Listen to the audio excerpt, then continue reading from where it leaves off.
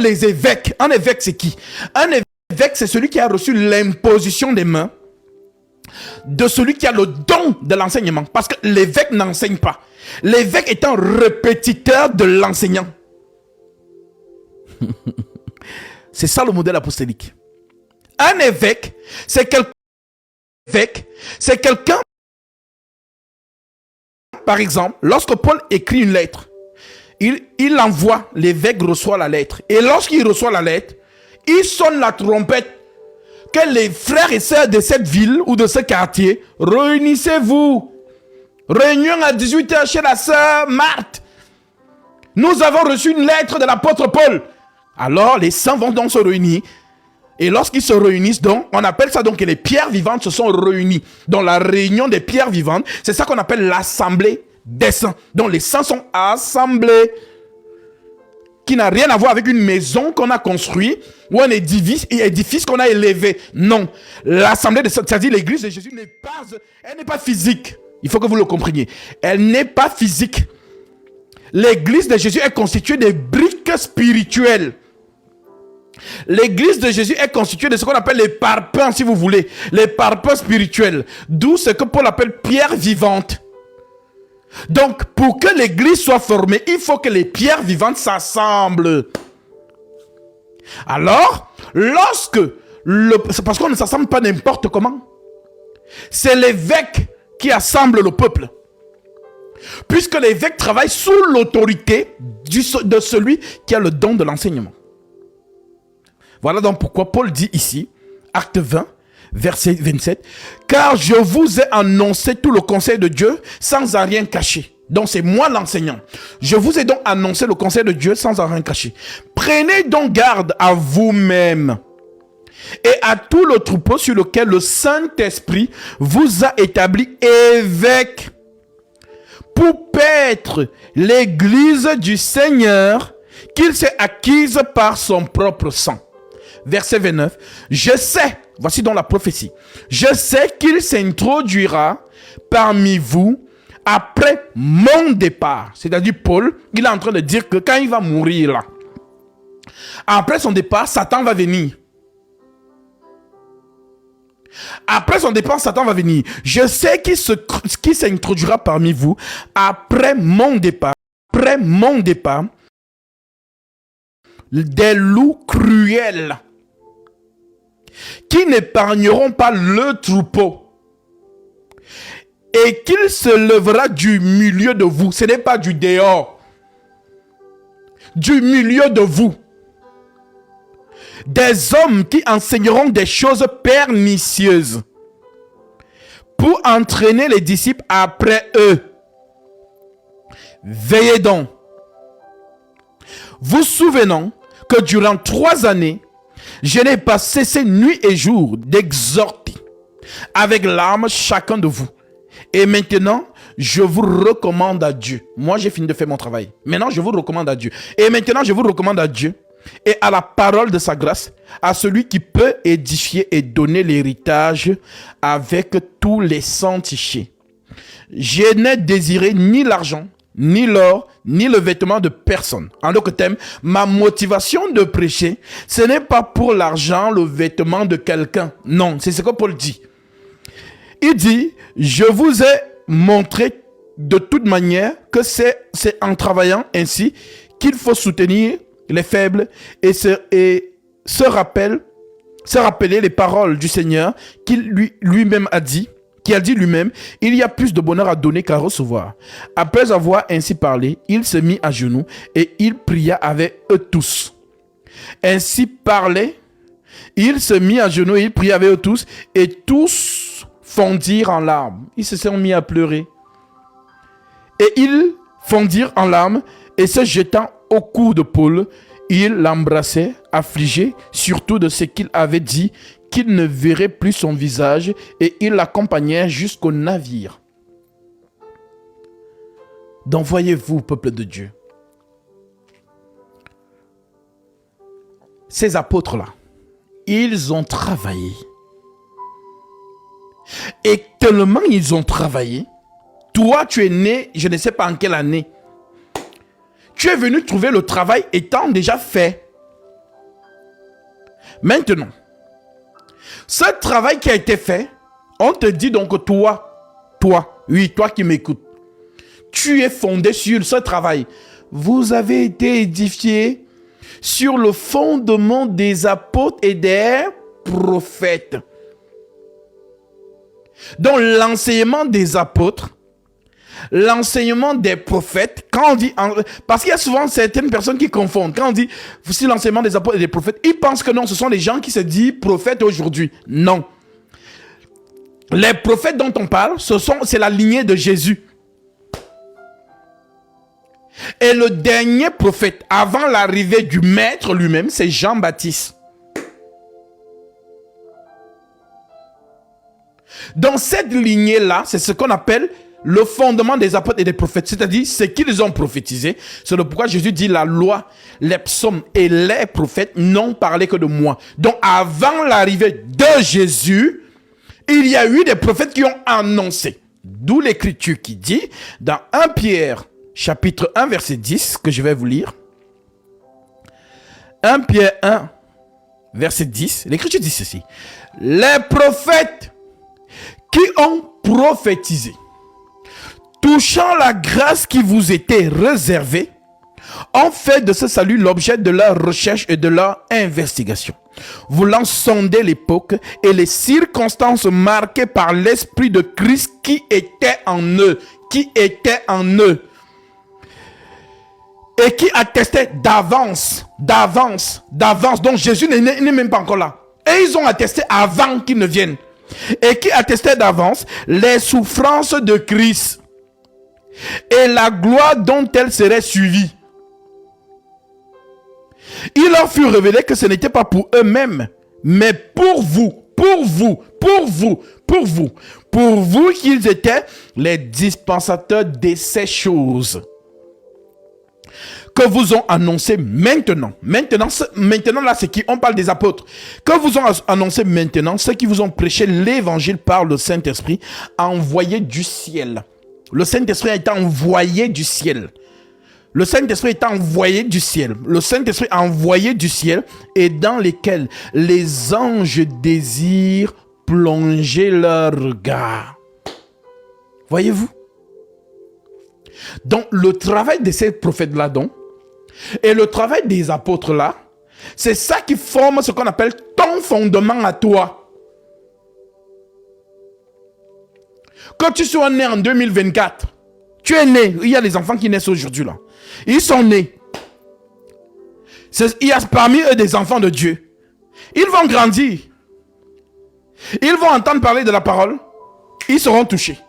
Maintenant, en étant touchés, ils vont s'asseoir sur le fondement qu'ils ont pour héritage. Tu comprends?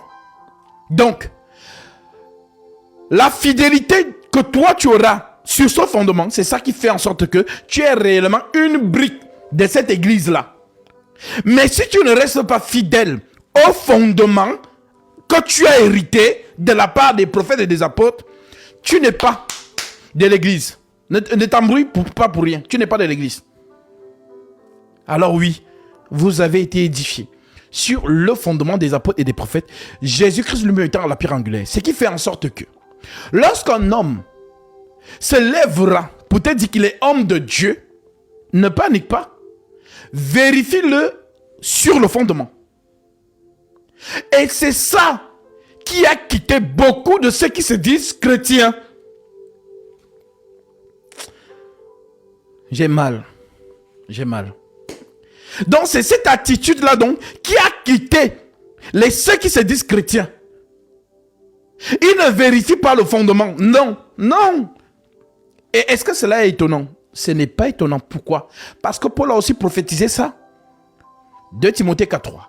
Car il viendra un temps où les hommes ne supporteront pas la saine doctrine, mais ayant la démangeaison d'entendre les choses agréables, ils se donneront une foule de docteurs selon leur propre désir, détourneront l'oreille de la vérité et se tourneront vers les fables.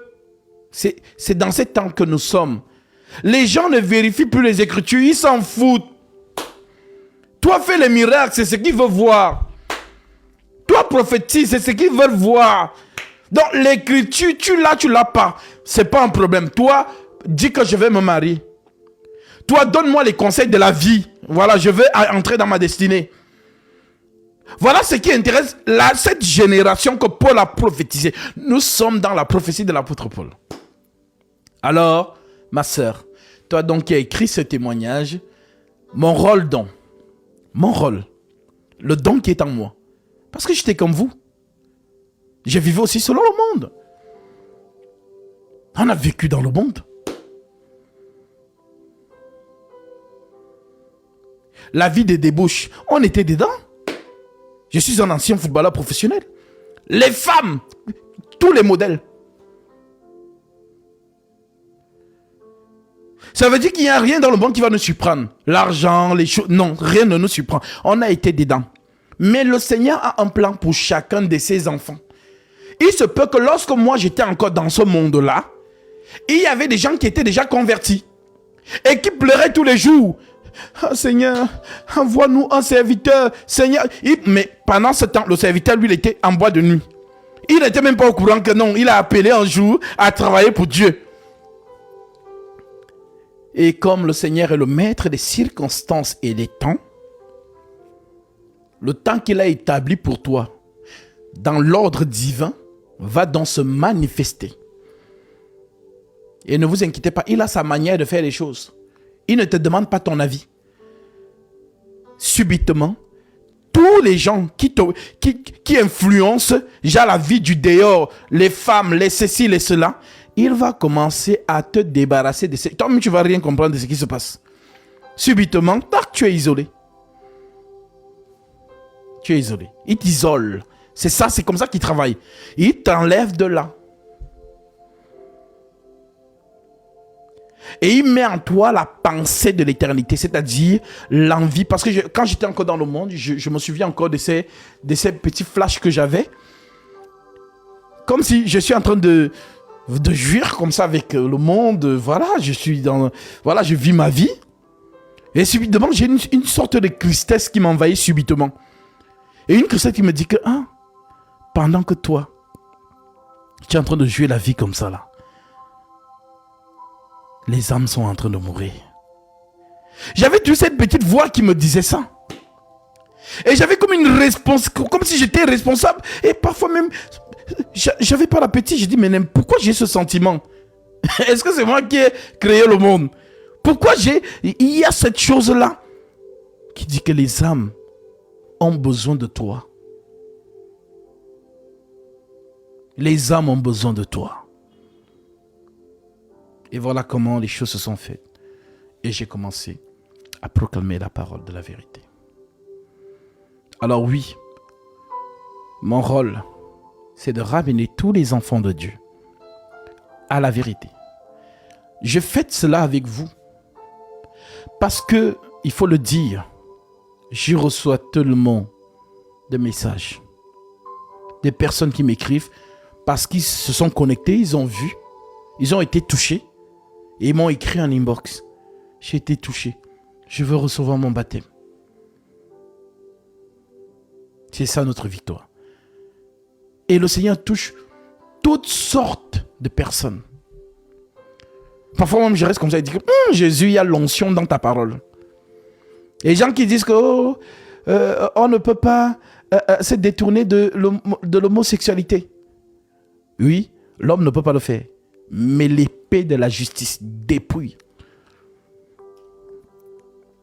Oui. L'épée de la justice dépouille, elle sonde les cœurs. Oui.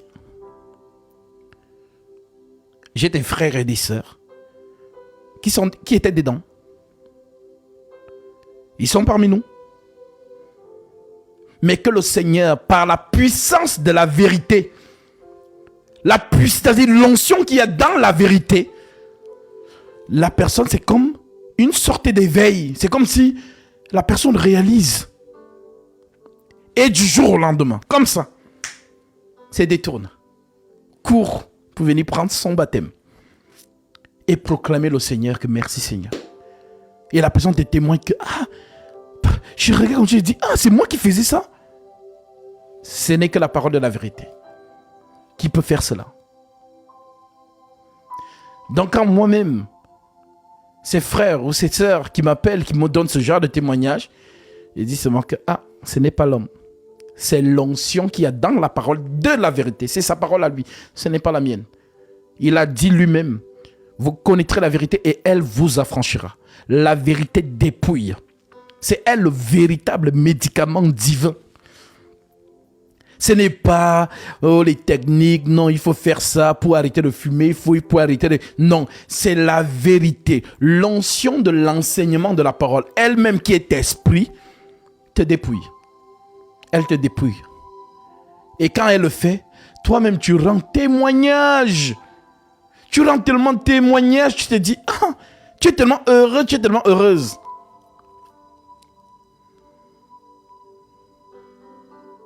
Que le Seigneur vraiment soit glorifié. Parce que ce sont des retours qui me fortifient. Des retours qui m'encouragent. Parce que, vous savez, lorsque Paul parfois écrivait certaines lettres pour remercier, quand il entend que les gens que tu as prêchés là-bas, ils portent des fruits maintenant, il dit, vraiment, il est content. Et ça nous encourage que, en fait, on ne prêche pas de nous-mêmes. C'est vraiment Dieu qui connaît ses enfants, peu importe où ils sont. Même si à l'heure actuelle que je parle, parce que ces personnes dont je vous parle, elles aussi, elles sont venues, elles ont écouté. Mais quand elles écoutaient, elles étaient dans cet état d'esprit de Sodome et Gomorrhe. Mais la parole a fait son effet. C'est-à-dire, c'est comme si tu es toi-même face à la parole, comme ça, tu dis, Seigneur, merci. Et voilà comment la personne vient prendre son baptême.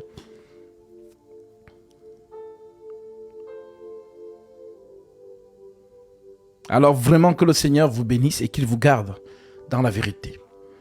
Parce que nous recevons beaucoup de visions aujourd'hui, de nos frères et sœurs en Christ qui reçoivent les messages du Seigneur. Pour ceux qui sont dans l'assemblée, vous avez entendu parler de ce corbeau avec un œil qui est en arrière des corps d'obscurité et qui regarde tous ceux qui ont les dons de vision. Voilà pourquoi je vous ai toujours dit, priez beaucoup. Parce que l'ennemi n'est pas content lorsque le Seigneur révèle les secrets, dans les choses qui se passent dans leur réunion secrète. Parce qu'on dit que Satan a un royaume. Le royaume de Satan est aussi organisé. Donc lorsqu'un frère ou une sœur, tu vis une expérience surnaturelle, le Seigneur te montre les choses qui ne sont pas permises aux hommes de voir. Voilà pourquoi tu dois l'annoncer. On discerne, parce que l'Écriture dit que les prophètes jugent la prophétie. On discerne et ensuite on le donne à l'Église. Alors vous commencez à comprendre, mais je comprends maintenant pourquoi. Oui, vous qui avez les dons, vous êtes les premières cibles du monde des ténèbres. Ce n'est pas un jeu. Vous êtes les premières cibles. Alors vraiment, soyez fortifiés. Et n'ayez pas peur. Parce que l'ennemi peut décourager aussi. Il peut tout faire. Il peut faire toutes sortes de mises en scène pour te décourager. Ne panique même pas. Parce que justement, le monde des ténèbres voit que les âmes... Donc, vous savez, quand vous entrez dans une pièce obscure,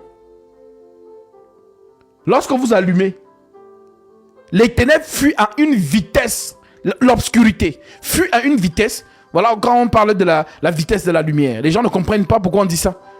Parce que la lumière ne négocie pas avec les ténèbres. Les ténèbres, est-ce que je peux éclairer? Non. La lumière s'impose. Ça veut dire que lorsque tu brandis la lumière, les ténèbres se dissipent. Donc si Jésus dit, vous êtes la lumière du monde. Parfois, je reste souvent comme je dis, mais comment vous recevez ça dans votre esprit? Je suis la lumière du monde. Vous voyez ça comment? Est-ce que vous voyez que non, vous brillez ou bien... Non, c'est pas ça. La lumière, c'est la vérité. La lumière, c'est la vérité. Alors quiconque a la vérité règne sur le monde des ténèbres. Le ténèbre, c'est le mensonge. Mentir, c'est ça les ténèbres. Et je vous ai enseigné ici que le mensonge selon Dieu, ce n'est pas le mensonge selon les hommes. Qu'est-ce que Dieu appelle mensonge selon le langage de la prophétie? Le mensonge, c'est contredire l'écriture. C'est ça que Dieu appelle mensonge. Par exemple, quand Dieu dit à l'homme, le jour où tu mangeras, tu mourras. C'est ça qu'on appelle vérité. Maintenant, lorsque le serpent dit à la femme, vous ne mourrez point, c'est ça qu'on appelle mensonge. Donc vous voyez donc que la parole de Dieu qui est vérité, lorsqu'elle est contredite, c'est ça qu'on appelle mensonge. Voilà donc pourquoi la doctrine que nous voyons établie par les apôtres, par la puissance du Saint-Esprit, nous devons veiller sur elle. D'où le fait que l'apôtre Paul dit, ainsi donc frères, demeurez fermes, et retenez les instructions que vous avez reçues, soit par notre parole, soit par notre lettre. Je me balade dans les différents TikTok, je vois les lives. Et j'étais choqué d'entendre un catholique investi, un enfant du Vatican investi, déclarer que, oh, mais les apôtres ont donné un enseignement oral qui n'est pas écrit. Si vous gobez ça, c'est que vous êtes dans une confusion totale. Ça ne peut jamais exister. Sinon, c'est le désordre. Je peux venir demain, je vous dis que Dieu m'a dit ceci. Vous êtes obligé de croire, c'est oral. Voilà pourquoi toute écriture est inspirée, nous dit. Je vais lire ce verset. Donc, ils sont habiles. Hein? Et Satan est habile dans le mensonge. Quand Satan te brandit le mensonge, tu peux croire que c'est la vérité. Voilà pourquoi on dit qu'il se déguise aussi en ange de lumière. Lumière, la vérité. Il te ment avec l'émotion. Toi-même, tu regardes comme ça, tu dis, c'est bien expliqué. Hein? Oui, oui. Mais ce qui te permettra de ne pas être gobé, c'est l'écriture. Voilà, c'est ça qu'on appelle donc le roc. Comme Jésus disait, c'est pourquoi quiconque entend ce que je dis et les met en pratique sera semblable à un homme prudent qui a bâti sa maison sur le roc. Donc si tu es posé sur le roc, même si Satan fait quoi? Tu regardes seulement le roc. Après avoir parlé, roulé la langue de Molière, oh, la langue de Shakespeare, tout ça machin, tu dis oui, il est écrit. Voilà pourquoi oui, chrétien et chrétienne, tu dois connaître les Écritures. C'est ton devoir. Vous allez à l'école, vous apprenez les volumes des choses à l'université que vous sortez, même les ingénieurs, je ne sais pas en quoi. Mais l'instruction divine, comme Dieu dit à Josué, que ce livre de la loi ne s'éloigne point de ta bouche. Médite-le jour et nuit pour agir fidèlement selon tout ce qui est écrit. Vous êtes champion parce que vous voulez les diplômes. Vous êtes investi. Mais en ce qui concerne ton âme, tu négliges. Ah, les diplômes, tu vas mourir, ça va rester. Tu vas rester. Tout ce qui est sur terre, là, ça va rester. Mais ton âme, oui, ton âme, c'est la chose la plus précieuse que tu as. À quoi sert à l'homme de gagner le monde s'il perd son âme? Alors, celui qui a compris ça ne joue pas avec son âme. Il est vigilant. Elle est vigilante.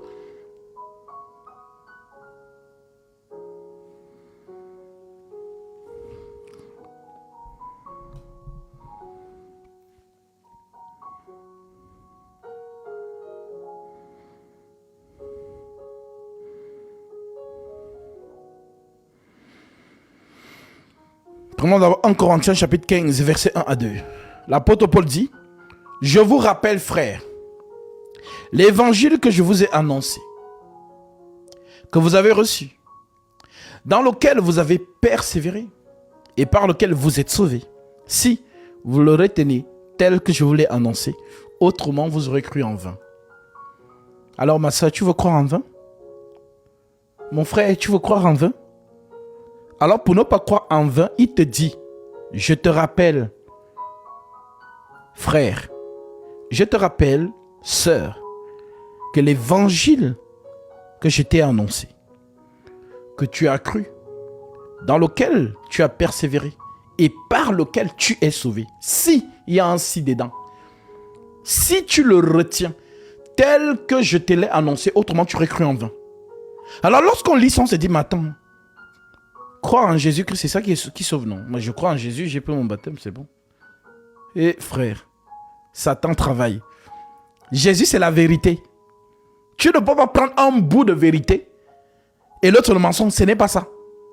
Voilà pourquoi on dit, ce n'est pas tous ceux qui me disent Seigneur, Seigneur, qui entreront dans le royaume des cieux. Mais les gens qui disent Seigneur, Seigneur, là, ils ont cru. Ils ont cru. Parce que pour dire Seigneur, il faut d'abord croire. Même Simon le magicien a cru. L'Écriture le dit. Lisons ça.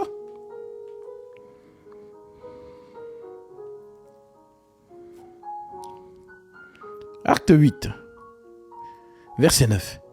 Il y avait un homme dans la ville nommé Simon, qui se donnant pour un personnage important, exerçait la magie et provoquait l'étonnement du peuple de la Samarie. Tout depuis le plus petit jusqu'au plus grand l'écoutait attentivement et disait, celui-ci est la puissance de Dieu, celle qui s'appelle la grande.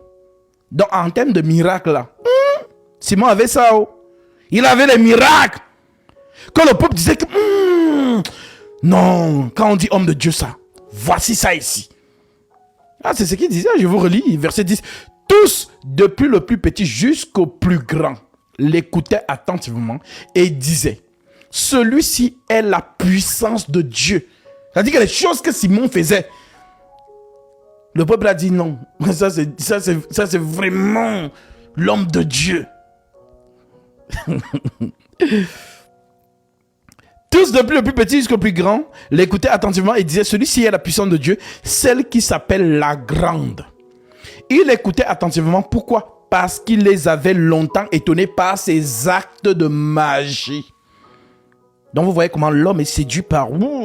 Si par exemple là, je claque comme ça, vous voyez le feu commence à sortir là, vous allez voir plus de 3 milliards de personnes ici. Parce que ce sont des choses extraordinaires. Donc, l'homme est toujours attentif à ces choses-là. Donc, imaginez-vous donc les Simon, les magiciens, qui sont partout ici dehors. Et qui attirent les gens. Aux États-Unis, il n'y a que ça. Hein. Aux États-Unis, ce n'est que ça. Aux États-Unis, il n'y a pas le temps d'expliquer la parole. Non. Aux États-Unis, c'est can you prophesy? Prophesy. Tu avais fait ceci, tu avais fait cela. Ton grand-père, oui. Si, prophète. Yes, prophète. Yes. Come on. Voilà. C'est aussi ça que le Nigeria a repris. C'est aussi ça que le Ghana. Voilà pourquoi vous voyez que dans ces pays-là, il y a un phénomène qui se passe actuellement. Si vous remarquez bien, les faux hommes de Dieu de la francophonie. Notamment, Joël Tatou, il a dit à son église, vous avez vu la vidéo là circuler, que vous ne savez pas reconnaître que la grâce de vos hommes de Dieu. Je pense que je vais quitter d'ici. Je pense que je vais partir. Oui, parce que, voilà. Regarde le prophète numéro 1 actuellement, aux États-Unis, le prophète Lofli, il vient d'acheter un appartement à 5 millions de dollars. Mais nous sommes ici, vous ne reconnaissez pas notre grâce. Bah, en plus, il m'avait dit, oh, Father, quitte le Congo, ils ne vont rien te donner. Viens aux États-Unis. Si je pense que je vais partir. Et tu vois comment l'église est en train de faire. Non, trop spirituel pour moi. Et lui qui dit non. Vous savez, même si vous ne voulez pas donner, si vous connaissez un ministre, un président, allez, dites quand même qu'il y a l'homme de Dieu là-bas. Donc vous voyez que ces gens-là, franchement, le discernement des esprits, c'est un don fabuleux. C'est vraiment un don essentiel dans la vie d'un chrétien. Le discernement des esprits. La vidéo, là, circule encore. Pour vous dire que la motivation qui est derrière, c'est le gain. Ce n'est pas les âmes.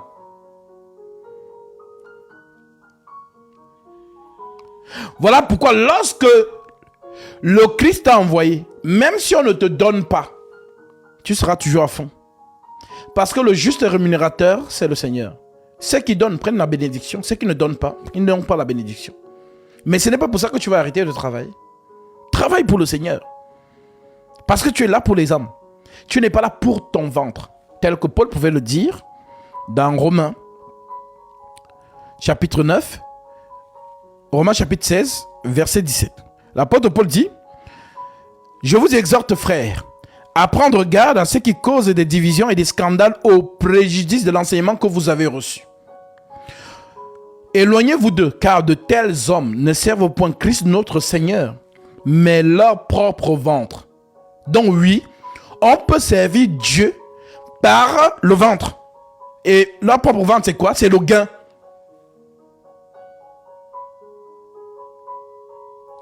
Je vous exhorte, frères, à prendre garde à ceux qui causent des divisions et des scandales au préjudice de l'enseignement que vous avez reçu. Éloignez-vous d'eux, car de tels hommes ne servent point Christ notre Seigneur, mais leur propre ventre. Donc ils travaillent pour son ventre. Et par des paroles douces et flatteuses, ils séduisent le cœur des simples.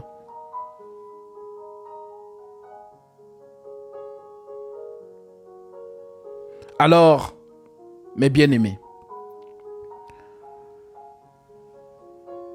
les œuvres des ténèbres travaillent et ils gagnent du terrain. Voilà pourquoi le Seigneur aussi suscite ses enfants. Il suscite des enfants afin que nous brandissions la lumière. Et plus on la brandit, plus les gens, comme je vous dis, tout ce que je baptise là, que vous voyez souvent, je suis en train de baptiser. Ce sont des gens qui avaient pour père spirituel ces hommes-là, qui les suivaient de manière racinée. Mais par la puissance de la vérité, ils ont vérifié les Écritures, ils ont dit: ah, mais on était où depuis? Et ils ont compris. Alors les gens sont en train d'ouvrir les yeux. Et plus ils ouvrent les yeux, plus ces gens-là perdent dans les fidèles. Et je vous ai dit, ce n'est que le début.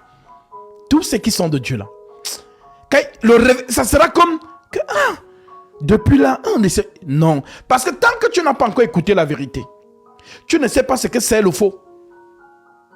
Mais lorsque tu écoutes la vérité, là maintenant tu comprends que non, ces gens-là nous ont marmaillés depuis longtemps. C'est de ça qu'il s'agit. La vérité ouvre les yeux. Alors vraiment que le Seigneur soit glorifié. Et je suis vraiment très content du témoignage, ma sœur, que tu rends, du fait que tu m'encourages à continuer à annoncer la parole, car ça édifie même les débats. Voilà pourquoi je vous ai toujours dit, je ne peux pas passer dans un live, je vois qu'on prêche le mensonge, je ne monte pas, je ne peux pas. Je monte toujours. Vous avez vu ce qui s'est passé avec les Juifs hier, pour ceux qui ont été là. Et j'étais choqué de leur affirmation. Ils disent que le Messie qui vient, lui aussi va mourir. Et c'est son successeur qui va reprendre le trône. Son successeur va aussi mourir. Il va aussi avoir un autre successeur qui va reprendre le trône. Donc, le trône sera succédé éternellement. Donc, c'est ce qu'ils comprennent par le psaume 84. Que c'est un trône éternel. Ça veut dire quoi? La succession est éternelle. Mais c'est une hérésie. Le Messie qui vient, c'est celui qui règne d'éternité en éternité. Et le même Seigneur dit, mais si vous dites que je suis fils de David, pourquoi David m'appelle Seigneur? Je vais lire ça.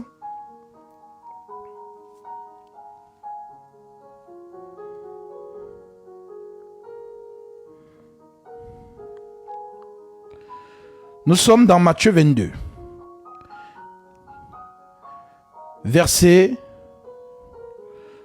Prenons en partie verset 44.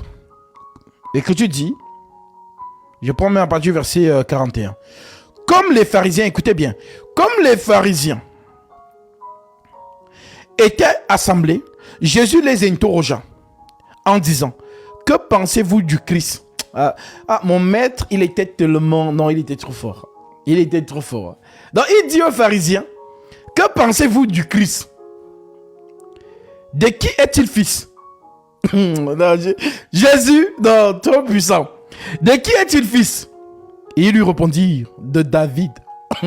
Écoutez, verset 43. Et Jésus leur dit, comment donc David, animé par l'Esprit, l'appelle-t-il Seigneur lorsqu'il dit, le Seigneur a dit à mon Seigneur, assieds-toi à ma droite jusqu'à ce que je fasse de tes ennemis ton marchepied? Si donc David l'appelle Seigneur, comment est-il son fils? Nul ne put lui répondre un mot. Il les a cloués. Voilà pourquoi, quand je suis dans le débat le plateau de ces juifs-là, ils ne veulent pas que je sorte des écrits. En fait, ils ne veulent pas que, dès qu'ils te donnent un chapitre, le Zéra, David, le sperme de David, non, tu ne sors pas, non, ne prends pas, ne fais pas les pirouettes que tu aimes. J'ai dit non, je ne fais pas des pirouettes. On ne peut pas être coincé juste sur un verset. La Torah est large. La Torah, c'est Dieu. Maintenant, comme ils savent, parce qu'ils me suivent en faux profil, ils savent que si je vais maintenant, je me balade dans la Torah, je vais les coincer. Voilà pourquoi avec eux, je ne prends même pas l'évangile, puisqu'ils ne croient pas à l'évangile. Donc, je ne prends pas ça. Je ne prends pas les épîtres. Je reste seulement du côté de la loi, les psaumes et les prophètes. C'est ce qu'eux, ils croient en ça. Dans la manière dont ils sont attachés avec le psaume 84, tu leur dis, ok, vous croyez au psaume 84, n'est-ce pas? D'accord. Vous croyez à tous les psaumes? Oui, ok. Lisez le psaume 22. Et là, vous allez voir l'excitation. Vous allez voir l'excitation. Pourquoi ils vont s'exciter? Parce qu'ils vont comprendre donc que le zéra là, le zéra, dans le sperme, dont on parle dans psaume 84 là, ce sperme ne peut pas provenir d'une lignée biologique. C'est pas possible. Parce que si le sperme là est humain, c'est un pécheur. C'est une question de péché. Donc le Messie ne peut pas provenir d'une lignée biologique. Ce n'est pas possible. C'est ça en fait. Voilà donc pourquoi Jésus leur dit ici. Je vais relire ça parce que c'est très fort. Et voilà. Non mais c'est incroyable. Verset 41. Je suis dans Matthieu 22, verset 41. Comme les pharisiens étaient assemblés, Jésus les interrogea. Donc Jésus pose des questions. Ah, j'aime mon maître. Il pose des questions. En disant, que pensez-vous du Christ? Que pensez-vous du Christ? De qui est-il fils? Il lui répondit, de David. Bien évidemment. Non? Les sages pharisiens répondent de David. Selon quoi? Selon Psaume 84. Que, juif pour la Torah là, ils brandissent haut et fort. Selon Psaume 84. Voilà. Maintenant. Et Jésus leur dit, comment donc David, animé par l'Esprit, l'appelle-t-il Seigneur lorsqu'il dit, le Seigneur a dit à mon Seigneur, assieds-toi à ma droite jusqu'à ce que je fasse de tes ennemis ton marchepied. Si donc David l'appelle son Seigneur, comment est-il son fils? Non, Jésus était trop fort. Il est fort.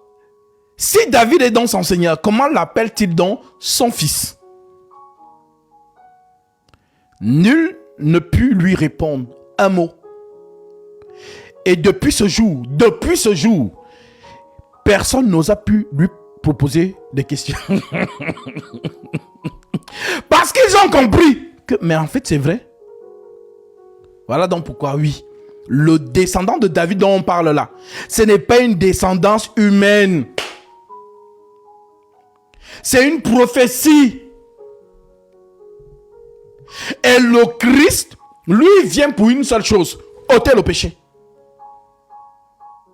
Alors, si on entre dans le cadre de l'évangile, les Juifs vont vous dire non, nous on ne croit pas l'évangile. D'accord. Restons donc dans le cadre des prophètes. Vous croyez aux prophètes? Non? Oui. Ok. Allons donc maintenant dans Daniel chapitre 9. Dans Daniel chapitre 9, au verset 1. L'écriture dit quoi? Daniel 9, verset 1. La première année de Darius, fils de Assyrus, de la race des Mèdes, lequel était devenu roi du royaume de Chaldéens, la première année de son règne, moi, Daniel, je vis par les livres qu'il devait s'écouler 70 ans pour la ruine de Jérusalem, d'après le nombre des années dont l'Éternel avait parlé à Jérémie. Donc Jérémie, le livre de Jérémie, parle de ça. À Jérémie le prophète. Je tournais ma face vers le Seigneur, Dieu, afin de recourir à la prière et aux supplications en jeûnant et en prenant le sac et la cendre. Je priais l'Éternel, mon Dieu. Je lui fis cette confession. Donc Daniel se confesse donc. En priant, il dit, Seigneur, Dieu grand et redoutable. Quand vous priez, élevez ce Dieu-là. Magnifiez-le, exaltez-le. Faites ce qu'on appelle, les Ivoiriens disent atalakou. Il aime ça. Tu es ceci, tu es cela. Il aime ça. Seigneur Dieu, grand et redoutable. Toi qui gardes ton alliance et qui fais miséricorde à ceux qui t'aiment et qui observent tes commandements. Nous avons péché. Donc c'est une question de péché. Nous là, c'est qui? C'est Israël. Nous avons péché. Nous avons commis l'iniquité. Nous avons été méchants et rebelles. Nous nous sommes détournés de tes commandements et de tes ordonnances. Nous n'avons pas écouté tes serviteurs, les prophètes, qui ont parlé en ton nom à nos rois, à nos chefs, à nos pères et à tout le peuple du pays. À toi, Seigneur, est la justice et à nous la confusion de face. En ce jour, aux hommes de Juda, aux habitants de Jérusalem et à tout Israël. Là, ils ne pourront pas dire que c'est l'évangile. Là, ils ne pourront pas dire que c'est l'évangile, puisqu'ils ne croient pas l'évangile. Ici, nous sommes dans Daniel. Seigneur, à nous la confusion de face, à nos rois, à nos chefs et à nos pères, parce que nous avons péché contre toi. Auprès du Seigneur, notre Dieu, la miséricorde et le pardon. Car nous avons été rebelles envers lui. Nous n'avons pas écouté la voix de l'Éternel, notre Dieu, pour suivre ses lois qu'il avait mises devant nous par ses serviteurs, les prophètes. Tout Israël a transgressé. Tout Israël a transgressé. Tout Israël a transgressé. J'aime ça. Tout Israël a transgressé ta loi et s'est détourné pour ne pas écouter ta voix. Alors se sont répandues sur nous les malédictions et les imprécations qui sont écrites dans la loi de Moïse, serviteur de Dieu. Parce que nous avons péché contre Dieu, il accomplit les paroles qu'il avait prononcées contre nous et contre nos chefs qui nous ont gouvernés. Il a fait venir sur nous une grande calamité. Il n'en est jamais arrivé sous le ciel entier, une semblable à celle qui est arrivée à Jérusalem. Comme cela est écrit dans la loi de Moïse, sous cette calamité est venue sur nous et nous n'avons pas imploré l'Éternel, notre Dieu. Nous ne nous sommes pas détournés de nos iniquités. Nous n'avons pas été attentifs à ta vérité. L'Éternel a veillé sur cette calamité et l'a fait venir sur nous. Car l'Éternel, notre Dieu, est juste dans toutes les choses qu'il a faites. Mais nous n'avons pas écouté sa voix. Et maintenant, Seigneur, notre Dieu, toi qui as fait sortir ton peuple du pays d'Égypte par ta main puissante et qui t'est fait un nom comme il l'est aujourd'hui, nous avons péché. Nous avons commis l'iniquité. Seigneur, selon ta grande miséricorde, que ta colère et ta fureur se détournent de ta ville sainte, de ta montagne sainte, car à cause de nos péchés et des iniquités de nos pères, Jérusalem et ton peuple sont en opprobre à tous ceux qui nous entourent. Maintenant donc, ô Éternel, notre Dieu, notre Dieu, écoute la prière et les supplications de ton serviteur. Et pour l'amour du Seigneur, fais briller ta face sur ton sanctuaire dévasté.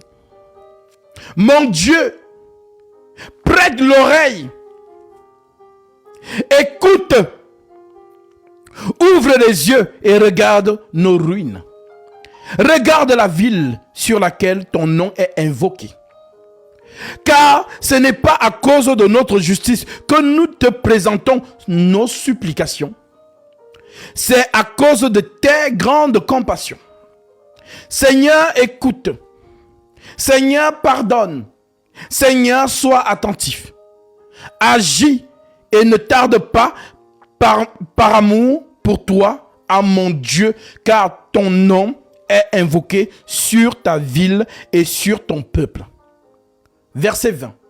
Je parlais encore, je priais, je confessais mon péché et le péché de mon peuple d'Israël, et je présentais mes supplications à l'Éternel mon Dieu en faveur de la sainte montagne de mon Dieu. Je parlais encore dans ma prière quand l'homme Gabriel, que j'avais vu précédemment dans une vision, s'approcha de moi d'un vol rapide au moment de l'offrande du soir. Il m'instruisit et s'entretint avec moi. Il me dit: Daniel, je suis venu maintenant pour ouvrir ton intelligence. Lorsque tu as commencé à prier, la parole est sortie et je viens pour te l'annoncer. Car tu es un bien-aimé. Sois attentif à la parole et comprends la vision. 70 semaines ont été fixées sur ton peuple et sur la ville sainte pour faire cesser les transgressions et mettre fin au péché, pour expier l'iniquité et amener la justice éternelle, pour sceller la vision et le prophète et pour oindre le Saint des Saints. Sache le don. Cherche le don et comprends. Depuis le moment où la parole a annoncé que Jérusalem sera rebâtie jusqu'à loin, au conducteur, il y a 7 semaines, dans 62 semaines, les places et les fossés seront rétablis, mais en des temps fâcheux. Après les 62 semaines, un ou un sera retranché et il n'aura pas de successeur.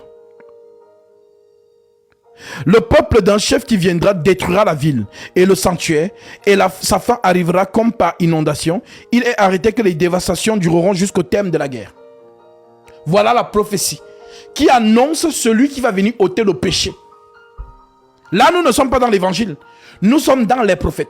Alors les Juifs, ils n'aiment pas ce chapitre.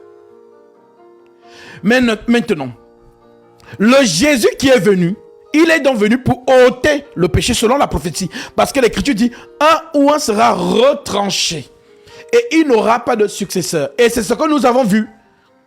Depuis que Jésus est mort et ressuscité, avez-vous vu un souverain sacrificateur en Israël?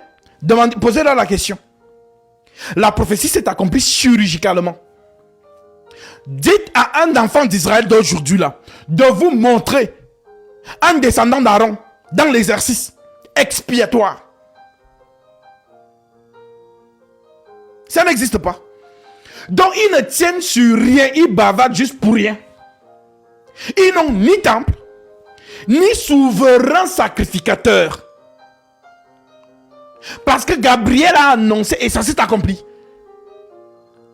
Donc, Jésus qui est venu, effectivement, il devait venir d'une lignée céleste et non pas de la lignée biologique. Pourquoi? Parce que David provient de Judas. Judas provient de Jacob. Jacob provient d'Isaac. D'Isaac, Abraham. Abraham, Terach. Terach, on remonte jusqu'à Adam.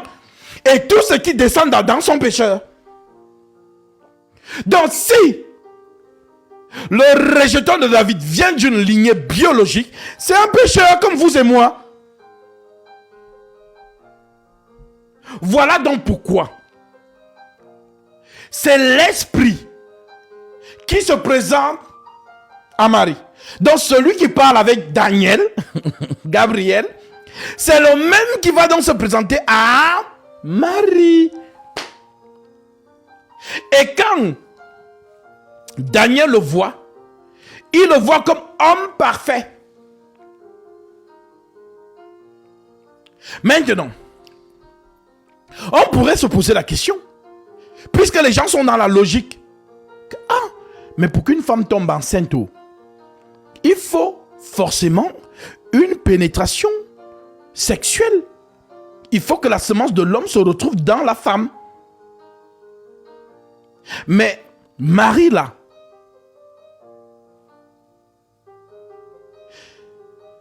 elle a dit à l'ange, je n'ai point connu d'homme. Lisons cette scène pour que les gens comprennent, parce que c'est que les juifs là sont en faux profil, pour qu'ils comprennent. Luc 1, verset 26. L'Écriture dit,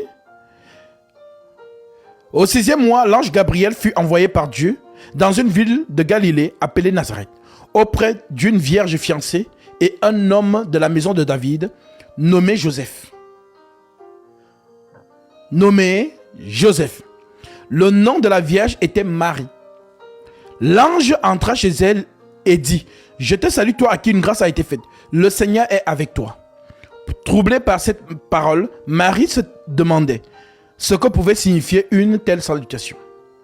L'ange lui dit, ne crains point Marie, car tu as trouvé grâce devant Dieu. Et voici, tu deviendras enceinte et tu enfanteras un fils et tu lui donneras le nom de Jésus. Il sera grand et sera appelé fils du Très-Haut. Et le Seigneur Dieu lui donnera le trône de David, son père. Il régnera sur la maison de Jacob. Parce que Jacob, c'est lui Israël. Les Juifs, c'est Judas. Judas, le 4e fils de Jacob. Dans tout le peuple, ils ont un ancêtre qu'on appelle Jacob. Maintenant, de Jacob, il y a un fils qu'on appelle Judas. Et c'est la lignée de Judas qui a la royauté. Voilà donc pourquoi on dit, il sera grand et sera appelé fils du Très-Haut. Et le Seigneur, Dieu lui donnera le trône de David, son père. Il régnera sur la maison de Jacob éternellement. Ça veut dire qu'il n'y aura pas de successeur. Ça veut dire dès qu'il s'assoit là, c'est éternellement. Il régnera sur la maison de Jacob éternellement et son règne n'aura point de fin. Le règne de David a eu une fin. Le règne de Salomon a eu une fin. Mais lui, quand il va s'asseoir là, c'est pas de succession. Il est éternel. Donc, on va s'intéresser à ce que la Alma va nous dire. Il régnera sur Jacob éternellement et son règne n'aura point de fin. Marie dit à l'ange, ce qui est intéressant. Comment cela se fera-t-il? Puisque je ne connais point d'homme. C'est une bonne question. La femme dit, attends, mais moi, en fait, Gabriel, moi, je suis vierge. Voilà. Comment cela se fera-t-il? Car je ne connais point d'homme. L'ange lui répondit,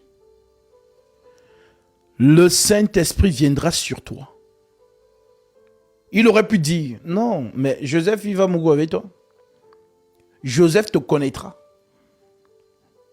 Il aurait pu dire ça. Mais il dit quoi? Le Saint-Esprit viendra sur toi. Et la puissance du Très-Haut te couvrira de son ombre. En d'autres termes, le Saint-Esprit, c'est une semence. Voilà pourquoi même toi, oui, toi qui m'écoutes, qui dit que tu es de l'église là, si tu as le Saint-Esprit, ça veut dire que tu as la semence de Dieu. Et lorsqu'on on a la semence de Dieu, on est enceinte de Dieu.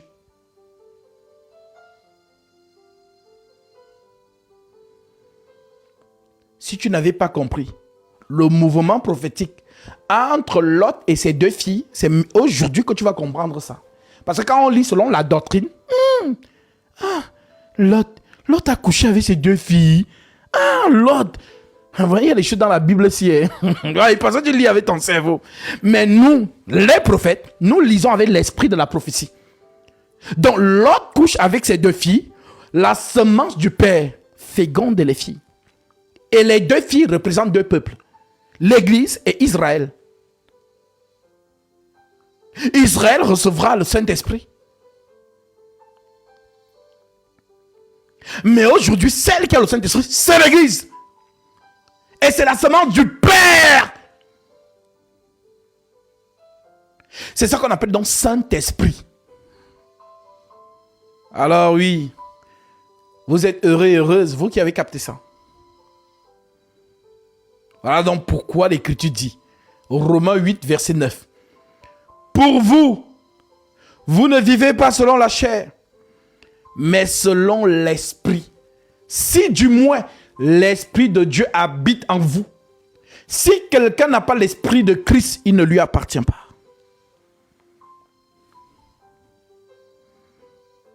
Donc pour appartenir à Christ, il faut que tu aies sa semence. Voilà donc pourquoi, lorsque Satan réclame les enfants de Dieu, il ne peut pas les réclamer. Pourquoi? Parce qu'ils ont la semence de Dieu. Je vous lis ça. Je vous lis ça. Comme les gens ne comprennent pas les mouvements prophétiques. Voilà, 1 Jean chapitre 3. Prenons le verset 8. L'Écriture dit ceci. Celui qui pêche est du diable. Car le diable pêche dès le commencement. Le Fils de Dieu apparu afin de détruire les œuvres du diable. Quiconque est né de Dieu, est-ce que vous comprenez? Naître. Quiconque est né de Dieu ne pratique pas le péché. Pourquoi? Parce que la semence de Dieu, si vous voulez, dites ça comme ça, le sperme de Dieu. Parce que la semence de Dieu, la semence qui est entrée dans Marie là, parce que la semence de Dieu demeure en lui. Le Fils de Dieu apparu afin de détruire les œuvres du diable. Quiconque est né de Dieu ne pratique pas le péché. Ce verset-là, si tu crois en ça, tu es libéré au nom de Jésus-Christ. Être né en Christ, on ne pêche pas. Voilà pourquoi je vous ai toujours dit, dans l'église, on ne parle pas du péché. Les gens qui sont en train de vous dire, oh, si tu pêches, quand tu t'es répété, demandez-leur, vous parlez de quel péché? Parce qu'apparemment, moi, je suis en Christ. Je suis dans l'âge de Noé. Est-ce que Noé va me botter que sort? Comme tu fais le sort. Vous avez vu un animal sortir de l'arche? Donc c'est dans l'évangile de la peur.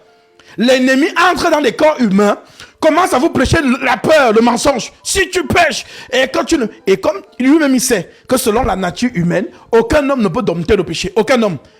Les gens qui vous font trop comme s'ils sont parfaits là, qui ne font jamais rien là, ils ont les faiblesses dans leur chair, dans les coulisses.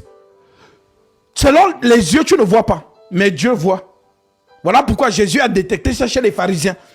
Il dit, mais les pharisiens même,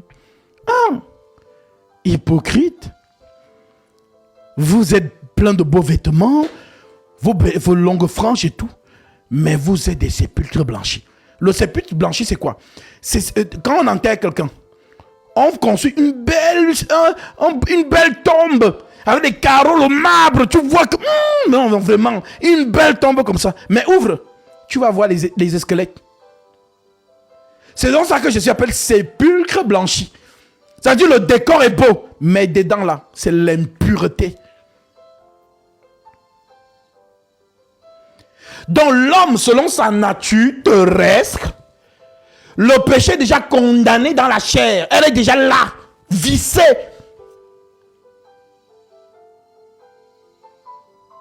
Elle est vissée dans la chair. Selon quelle écriture? Permettez-moi de lire. Alors on donne les écritures pour que les enfants de Dieu soient contents. Romains 8. Je prends le verset 1. Il n'y a donc maintenant aucune condamnation pour ceux qui sont en Jésus-Christ. Est-ce que tu es en Jésus? Le problème, c'est est-ce que tu es en Jésus? Alors, si tu es en Jésus, l'Écriture dit il n'y a plus de condamnation. Ce n'est pas un slogan. Il faut brandir ça haut et fort. Tu es libéré au nom de Jésus-Christ. Il n'y a plus de condamnation pour ceux qui sont en Jésus-Christ. En effet, la loi de l'esprit de vie en Jésus-Christ m'a affranchi de la loi du péché et de la mort. Car chose impossible à la loi, parce que la chair la rendait sans force. Donc, si tu habites ici, là, tu ne peux pas accomplir la loi.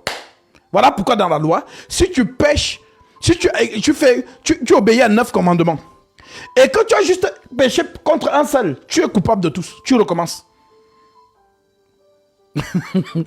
Donc, on te dit donc que, étant dans cette chair, aucun homme ne peut accomplir la loi. Voilà donc pourquoi, comme les hommes n'arrivent pas à accomplir la loi, il faut donc que l'homme parfait, le seul homme parfait, sans péché, vienne donc accomplir la loi à notre place. Et c'est par cet homme que nous vivons. Ce n'est pas par nous-mêmes. C'est lui qui a accompli la loi. Venez à moi, vous tous qui êtes fatigués et chargés, je vous donnerai du repos. Venez, venez à moi. C'est moi l'arche. Venez monter. Venez.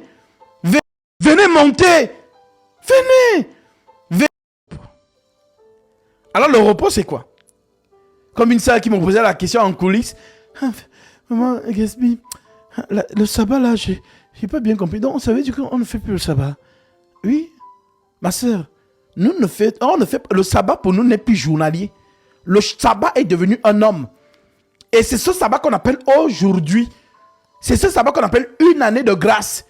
Donc celui qui était à la croix avec Jésus, quand Jésus lui disait aujourd'hui tu seras avec moi dans le paradis, les gens ont pensé que non, il est déjà parti.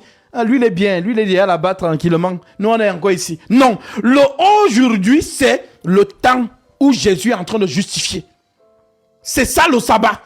Le sabbat c'est donner la vie. Le sabbat c'est donner la vie. Et donc dans le sabbat, l'Esprit Saint est en train de donner la vie.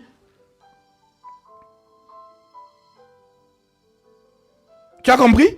Donc le sabbat n'est plus un jour journalier. Le sabbat est devenu un homme, c'est Jésus. Et nous maintenant, nous sommes dans Jésus. Il n'y a plus de condamnation pour ceux qui sont en Jésus dans le sabbat. Le sabbat c'est justifier le monde entier. Ceux qui croient en lui. Paul continue en nous disant, car chose impossible à la loi parce que la chair la rendait sans force. Dieu a condamné le péché dans la chair. En envoyant à cause du péché son propre fils dans une chair semblable à celle de l'homme. Ah vraiment, Paul, je comprends pourquoi on m'appelle le paulien. Alléluia. Je comprends pourquoi on m'appelle le paulien. Parce que Paul vous dit que Jésus là, il est venu dans une chair semblable à l'homme. Ce n'est pas la chair de l'homme, c'est une chair semblable. Ça veut dire quoi? La semence là, donc... Je ne sais plus comment vous expliquer ça. C'est-à-dire que ce qu'on appelle le sperme là. Le sperme là, c'est un homme. Maintenant, lui, il provient d'une semence spirituelle. Voilà pourquoi c'est le mystère de la piété sur terre. Le mystère de la piété est grand. Dieu a été manifesté en chair. Donc, Dieu en chair n'a point de péché. Voilà donc pourquoi. Comme il est sans péché, il peut donc purifier. Il peut donc sauver ceux qui ont les péchés, y compris Israël. Alléluia. Car chose impossible à la loi, parce que la chair la rendait sans force. Dieu a condamné le péché dans la chair en envoyant à cause du péché son propre fils dans une chair semblable à celle du péché.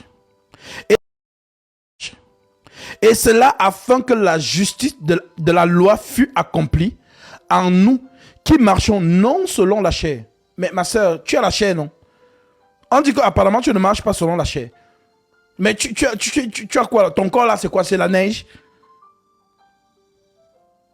Et cela afin que la justice de Dieu, la justice de la loi fût accomplie en nous, qui marchons non selon la chair, mais selon l'esprit. Ceux qui, en effet, qui vivent selon la chair, s'affectionnent aux choses de la chair. Tandis que ceux qui vivent selon l'esprit s'affectionnent aux choses de l'esprit. Et l'affection de la chair, c'est la mort. Tandis que l'affection de l'esprit, c'est la vie et la paix. Car l'affection de la chair est inimitié contre Dieu. L'affection de la chair est inimitié contre Dieu. Parce qu'elle ne se soumet pas à la loi de Dieu. Et qu'elle ne le peut même pas. Ça veut dire que même si tu veux, tu ne peux pas être parfaite, genre selon la chair. C'est pas possible. Tu es parfaite en Christ. Mais la chair là, si elle devenait parfaite, elle sera enlevée. Mais l'écriture nous dit, la chair et le sang n'hériteront pas du royaume des cieux. Voilà pourquoi Paul dit que nous vivons dans une chair, c'est-à-dire nous sommes sauvés, mais nous vivons dans une chair morte.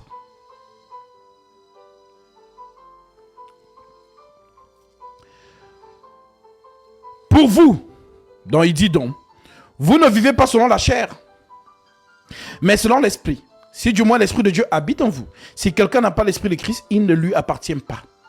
Et si Christ est en vous, le corps, il est vrai, est mort à cause du péché.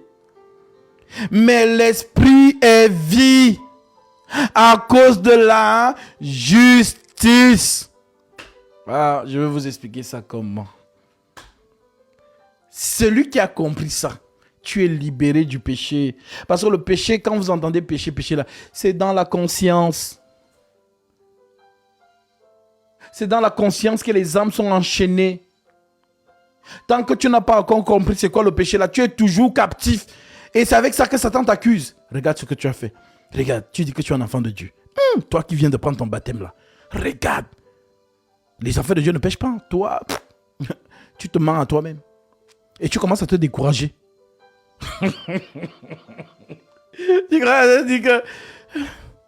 Mais je ne comprends pas. Il vient de prendre mon baptême. Même pas 3 jours. Seigneur. C'est comme ça que l'ennemi réclame. Alors pour qu'il ne te réclame plus, toi tu dois donc avoir la connaissance. C'est la connaissance là qui te fait vivre. Mon peuple périt parce qu'il lui manque quoi? La connaissance. Donc lorsque tu as la connaissance, cette connaissance t'a donc été promis. Voilà pourquoi Jésus te dit, il vous est avantageux que je m'en aille. Car si je ne m'avais pas le consolateur, la connaissance ne viendra pas. Mais si je m'en vais, je vous l'enverrai. Et quand il sera venu, qui la connaissance, il convaincra le monde en ce qui concerne le péché. Donc quand lui va venir, la connaissance va venir là, il va t'enseigner sur le péché. Et quand il va t'enseigner sur le péché, tes yeux vont s'ouvrir comme ça. Ah, d'accord. Ah, merci Seigneur. Ah. Et là maintenant, Satan ne pourra plus jouer avec toi. Parce que lui, son objectif, c'est que toi, ta foi s'éteigne. C'est lui, c'est ça son objectif. Lui, il veut simplement que, comme tu as commencé la marche, que tu n'arrives pas à la destination. C'est ça son objectif. Alors, tout au long de cette vocation, il va donc créer des choses pour que ta foi s'éteigne. Mais Jésus, lui, te dit conserve la foi. Parce que ton salut là-haut, tu vas l'avoir par si ta foi résiste. Voilà pourquoi, pour que la foi résiste, il faut toujours verser de l'huile. Parce que la foi est une flamme. Et l'huile, c'est l'enseignement. Voilà pourquoi on te parle des vierges folles et des vierges sages. C'est une parabole. Jésus te dit que, tu vois ta foi là, c'est la flamme. Maintenant, qu'est-ce qui maintient une flamme vive? C'est l'huile. Pour ceux qui ont eu l'opportunité de passer la nuit avec ce qu'on appelle une lampe tempête. La lampe tempête, si tu la remplis et qu'on a coupé peut-être l'électricité, disons, à 20 heures, tu allumes ta lampe tempête. Tchac. Il y a l'huile dedans. Ça, il n'y a pas de souci. La flamme est vive, elle éclaire bien. plus le temps passe, plus la nuit s'avance, plus l'huile diminue. Et quand l'huile diminue, la flamme aussi baisse en même temps. Ah, donc je commence à comprendre seulement les choses. Je dis, quand on était petit, là, quand on coupait le courant, là, vraiment, voilà, la lampe, là, tu vois comment que la flamme commence à diminuer. C'est là que tu entends, ajoutez le pétrole. Et tu ajoutes le pétrole. Donc, lorsque tu ajoutes dans le pétrole ou de l'huile, tu vois comment la flamme fait encore. Elle commence encore à bien briller. Pourquoi? Parce que tu as ajouté de l'huile. Alors, si tu n'as donc pas l'huile, si tu n'as pas de l'huile en réserve, donc, la lampe va s'éteindre. La lampe va s'éteindre. Tu n'as pas l'huile en réserve. On a fermé les boutiques. Regarde le bidon là, il n'y a plus dedans. Vous allez dormir dans l'obscurité. Les boutiques sont fermées. Si vous comprenez ces choses, c'est que vous êtes vraiment, c'est que le Seigneur vous aime vraiment. Pensez à la boutique qu'on va acheter l'huile. Maintenant, quand les vierges folles viennent donc vers les sages, donnez-nous de votre huile, car nos lampes s'éteignent. Alors les sages disent, non, il n'y en aura pas assez pour nous et pour vous. Allez vite à la boutique. Allez vite vers ceux qui en vendent. Et achetez-en pour vous. On dit qu'elles sont parties en courant. Mais lorsqu'elles sont revenues, la porte des noces était fermée.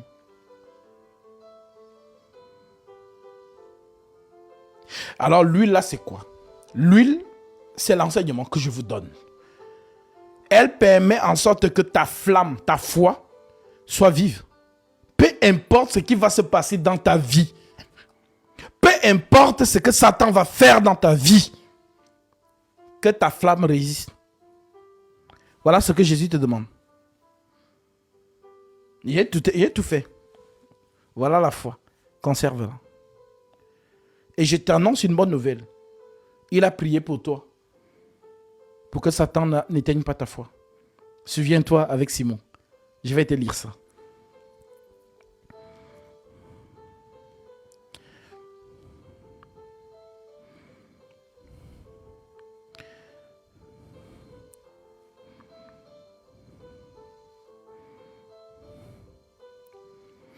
Nous sommes dans Luc 22, 31. L'Écriture dit ceci. Luc chapitre 22, verset 31. Le Seigneur dit à Simon, donc Simon c'est Pierre, hein? Voilà. Simon, Satan vous a réclamé. Le Seigneur dit, Simon, Satan vous a réclamé pour vous tribler comme le froment. Verset 32, c'est ce qui est magnifique. Mais moi, j'ai prié pour toi, afin que ta foi ne défaille point. Quand tu seras converti, affermis tes frères. Alléluia.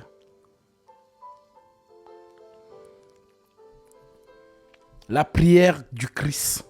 Je vous ai toujours dit, le Saint-Esprit exauce le Saint-Esprit. Quand les gens ne comprennent pas le langage du Seigneur, lorsqu'il dit « j'ai prié », j'ai prié. Prier, c'est intercéder. Prier, c'est plaider. Du Seigneur. C'est lui qui prie pour toi. Et prier, c'est te défendre. Donc, Satan réclame Pierre. Satan réclame donc les saints. Satan les réclame. Mais Jésus dit qu'il a prié pour Pierre afin que sa foi ne défaille point. Mais lorsqu'il sera converti, qu'il a fermé la foi de ses frères. Voilà pourquoi il vous dit dans l'une de ses lettres, bien que je sache qu'il y a des choses que vous connaissez déjà, je ne cesserai jamais de vous les rappeler, jusqu'à ce que je quitte cette tente.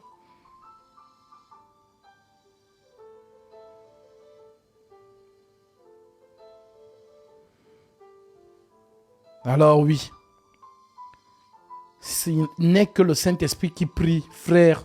Comprends-le, je t'en supplie. Ma soeur, comprends-le, je t'en supplie. Il n'y a que le Saint-Esprit qui prie pour les saints. C'est lui l'intercesseur. Alors je te donne l'écriture. Comme tu as entendu que Jésus, je relis encore Jésus parce que vous oubliez trop vite. Luc 22, 31. Le Seigneur dit à Simon, Simon, Simon, Satan vous a réclamé pour vous tribler comme le froment. Mais moi, j'ai prié pour toi afin que ta foi ne défaille point. Et toi, quand tu seras converti, affermis tes frères. Maintenant, on va aller voir celui qui prie pour les saints. Romains chapitre 8, verset 26. L'écriture dit quoi? Regarde comment c'est beau. Si tu ne comprends pas, c'est ton problème. Parce que là, je ne sais pas comment. C'est-à-dire, je simplifie les choses. Je te décortique les choses, qu'elles soient tellement limpides que tu captes. Si tu ne captes pas, ce n'est pas ta faute. La prophétie dit que les méchants feront le mal et aucun des méchants ne comprendra. Mais ceux qui auront de l'intelligence comprendront. Alors, on te dit ceci. Romains 8, verset 26. De même aussi, l'esprit. De même aussi, l'esprit nous aide dans notre faiblesse. Car nous ne savons pas ce qu'il convient de demander dans nos prières. Mais l'esprit lui-même intercède par des soupirs inexprimables.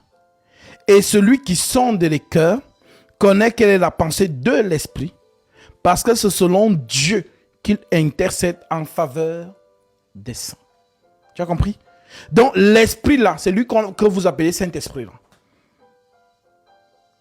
C'est dans lui, Jésus-Christ, qui justement justifie en permanence les enfants de Dieu. C'est l'avocat.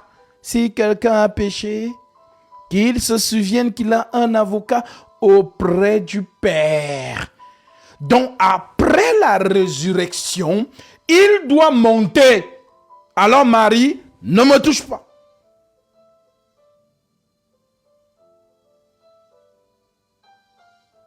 Ne me touche pas. Car je ne suis pas encore monté vers mon Père. Alors le monter là, c'est quoi? L'intercession.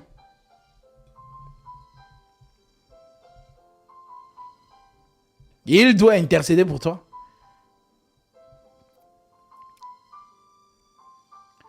Et intercéder, c'est te justifier. Voilà pourquoi les enfants de Dieu, le Saint-Esprit les justifie en permanence. C'est leur avocat. Voilà pourquoi Paul dit, qui accusera les élus de Dieu? Parce qu'il y a quelqu'un qui vous accuse. C'est un procureur. Mais il s'appelle le procureur du ciel. C'est Satan. L'accusateur de nos frères. Je vais vous lire ça.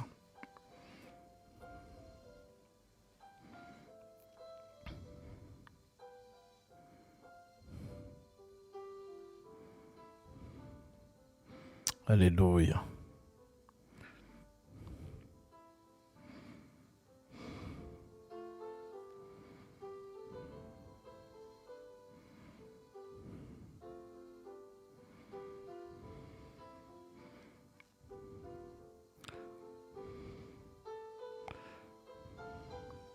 Nous sommes dans le livre de l'Apocalypse.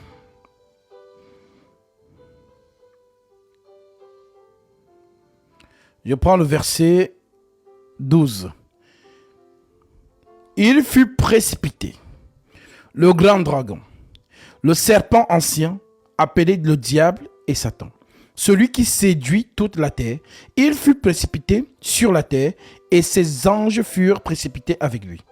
Et j'entendis dans le ciel une voix forte qui disait: Maintenant le salut est arrivé, et la puissance et le règne de notre Dieu, et l'autorité de son Christ, car il a été précipité, l'accusateur de nos frères, celui qui les accusait devant notre Dieu jour et nuit. Ils l'ont vaincu à cause du sang de la... Non, vraiment. Si vous ne comprenez pas cette scène-là, vraiment, c'est que c'est incroyable. C'est-à-dire que quelqu'un vous accuse nuit et jour. Maintenant, on te dit que le sang de Jésus là, c'est le bois, on appelle ça la sanctification. Est-ce que l'homme peut se sanctifier de lui-même? Non. Quand les totos spirituels, je les entends dire que celui qui se sanctifie encore.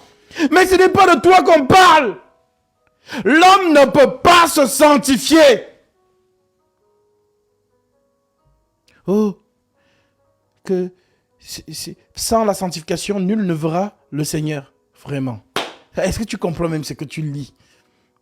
Celui qui se sanctifie pour les hommes, c'est l'Esprit, c'est Jésus. Qui s'est sanctifié pour nous? Est-ce que l'Écriture le dit? Jean 17, verset 19. Je me sanctifie moi-même pour eux. Je me sanctifie moi-même pour eux.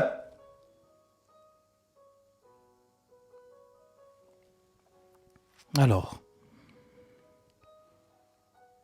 Et j'ai entendu dans le ciel une voix forte qui disait, maintenant le salut est arrivé, et la puissance et le règne de notre Dieu, et l'autorité de son Christ, car il a été précipité, l'accusateur de nos frères, celui qui les accusait devant notre Dieu jour et nuit. Donc, retenez bien cette expression, parce que devant notre Dieu, donc Satan se place devant quoi? Devant Dieu. Et je vous ai enseigné c'est quoi le thème devant selon la prophétie. Parce que nous ne sommes pas dans le langage humain comme Paul pouvait le dire. Nous employons un langage spirituel pour les choses spirituelles. Mais l'homme animal ne comprend pas les choses de l'Esprit de Dieu, car elles sont une folie pour lui. Il ne peut les comprendre parce que c'est spirituellement qu'on en juge. L'homme spirituel, au contraire, juge de tout et n'est lui-même jugé par personne, car qui a connu la pensée du Seigneur pour l'instruire? Or, nous avons la pensée de Christ. Alors, ayant donc la pensée de Christ, le thème devant Dieu, c'est soit accusé, soit justifié. Donc, on utilise le même thème pour Jésus. Pourtant, c'est lui Dieu. Mais le même thème lui est assigné. Je donne l'écriture. Alors, je vais prendre l'autre Bible en papier. Hébreux chapitre 9, verset 22. On dit ceci. Hébreux 9, verset 22. L'Écriture déclare. Et presque tout d'après la loi est purifié avec du sang. Alléluia. Et sans effusion de sang, il n'y a point de pardon. Donc, tant que le pardon n'est pas effectif, Satan continue à accuser. Mais le pardon a eu lieu. Et presque tout d'après la loi est purifié avec du sang. Et sans effusion de sang, il n'y a pas de pardon. Maintenant, je vous amène quelque part. Jésus est déjà mort. Il est ressuscité. Donc, ça veut dire que lorsqu'il accuse encore aujourd'hui, il n'obtient pas gain de cause. Pourquoi? Parce que toi, tu es caché dans le sang du Christ. Et quand le trône divin, parce que ce trône-là, on ne le corrompt pas. C'est un trône froid. C'est le trône blanc. Lui n'a pitié de personne. Le trône blanc, c'est celui qui a péché, c'est celui qui meurt. Il n'y a pas de négociation. Va demander à Noé. Il a vu les femmes se noyer avec les grossesses, les bébés. Ce trône-là, c'est le lion. Il ne blague pas. Voilà pourquoi il annonce que quand il va descendre là, que Israël croit. Si Israël ne croit pas, il va même déraciner même Israël, même Jérusalem. Il casse tout. C'est écrit dans Malachie chapitre 4. Je lis ça. Vous savez, je vous donne les écritures comme ça vient. Voilà pour que vous soyez justement aussi à la page avec les écritures. On vous dit quelque chose, on justifie ça par l'écriture. Donc, souffrez que je vous donne toujours les écritures quand je dis quelque chose. Alors, je prends ici Malachie, chapitre 4. Je prends le verset adéquat directement. Voilà, on te dit ceci. On te dit dans Malachie 4, car voici le jour vient ardent comme une fournaise. C'est un jour ardent comme une fournaise. Tous les hautains et tous les méchants seront comme du chaume. Le jour qui vient les embrasera, dit l'Éternel des armées. Il ne leur laissera ni racine ni rameau, mais pour vous qui craignez mon nom, se lèvera le soleil de la justice et la guérison sera sous ses ailes. Vous sortirez et vous sauterez comme des veaux d'une étable. Et vous foulerez les méchants, car ils seront comme de la cendre sur la plante de vos pieds. Au jour que je prépare, dit l'Éternel des armées. Souvenez-vous de la loi de Moïse, mon serviteur, auquel je prescris à Horeb pour tout Israël, des préceptes et des ordonnances. Voici, je vous enverrai Élie le prophète. Avant que le jour grand et redoutable, il ramènera le cœur des pères à leurs enfants et les pères des enfants à leurs pères, de peur que je ne vienne frapper le pays interdit. Donc si Élie ne vient pas, même Jérusalem, là, il casse tout. Donc Israël a intérêt de croire. Celui qui fera croire ce qu'on appelle les 144 000, ça sera Élie. Parce que Élie vient toujours avant l'arrivée du maître. Et Élie, c'est un esprit. Lorsque les gens parlent d'Élie, le disbite. Parfois, il reste comme ça, il dit, mais est-ce que les gens s'y comprennent même? Élie, celui que le chat avait pris là, c'est Dieu lui-même. Ce sont des mouvements prophétiques. Je vais expliquer toutes ces choses. Vous allez les comprendre selon l'ordre de la prophétie, pas selon les blagueurs sur TikTok et tout ça, machin. Les mouvements prophétiques selon l'Esprit Saint, pas selon les blagueurs. Le chat qui a porté l'homme là, le tourbillon là, que Élisée a dit, chat, mon père, chat d'Israël. Oui, là, celui-là. C'est un esprit. C'est Jésus-Christ lui-même. Voilà donc pourquoi lorsque Gabriel apparaît à Zacharie, il dit à Zacharie que ton enfant là, qui va naître là, Jean là, il marchera devant Dieu avec l'esprit et la puissance d'Élie. Donc c'est un esprit. Quand on a donc posé la question à Jean-Baptiste, Jean, est-ce que c'est toi Élie? Jean a dit non. Est-ce qu'il a menti? Non, il n'a pas menti. Jean, c'est Jean. L'esprit là, c'est cet esprit-là. Voilà pourquoi lorsque on demande la question, on pose la question, Jésus dit aux pharisiens que aux apôtres même, Élie est déjà venu, mais ils ne l'ont pas reconnu. Comment ça il est venu, on ne l'a pas reconnu? Ben oui, c'était lui Jean. En d'autres termes, le Jean, l'esprit qui était en lui là, c'était l'esprit du Père. Parce que Élie c'est Abba, Père. Donc cet esprit-là donc annonce toujours l'arrivée du Seigneur. Voilà donc pourquoi cet esprit d'ange disait toujours « Repentez-vous, car le royaume des cieux est proche. » C'est le coq. Le soleil de la Jésus va se lever. Réveille-toi là-bas, paresseux. Le soleil arrive, réveillez-vous. C'est donc le coq qui annonce le jour. Voilà donc pourquoi avant que la terreur ne vienne, oui, parce que c'est la terreur, on dit redoutable. Comme vous pensez que c'est un Dieu qui mange des pop-corn là, qu'il est gentil. C'est un feu dévorant. On vous dit que c'est un feu dévorant. Vous croyez que c'est un gentil. C'est un feu dévorant. L'Éternel, votre Dieu, est un feu dévorant. Un Dieu jaloux. Donc lui là, pour qu'il ne te dévore pas, il faut que le sang du Christ te garde. Parce que lui-même, il le dit. Vous avez la chance. À cause de mon nom, je suspends ma colère. Je vais vous lire le verset. J'ai tellement de versets qui viennent. Je vais vous lire ça. C'est important. On reste dessus. On est toujours sur Hébreu. Hein. Je vous ai pris Malachie pour vous montrer qu'il y a un jour redoutable qui arrive. Maintenant, je vais prendre vite fait. Voilà. Donc, on va prendre... je pense c'est Ésaïe... ça doit être Ésaïe... alors, attendez.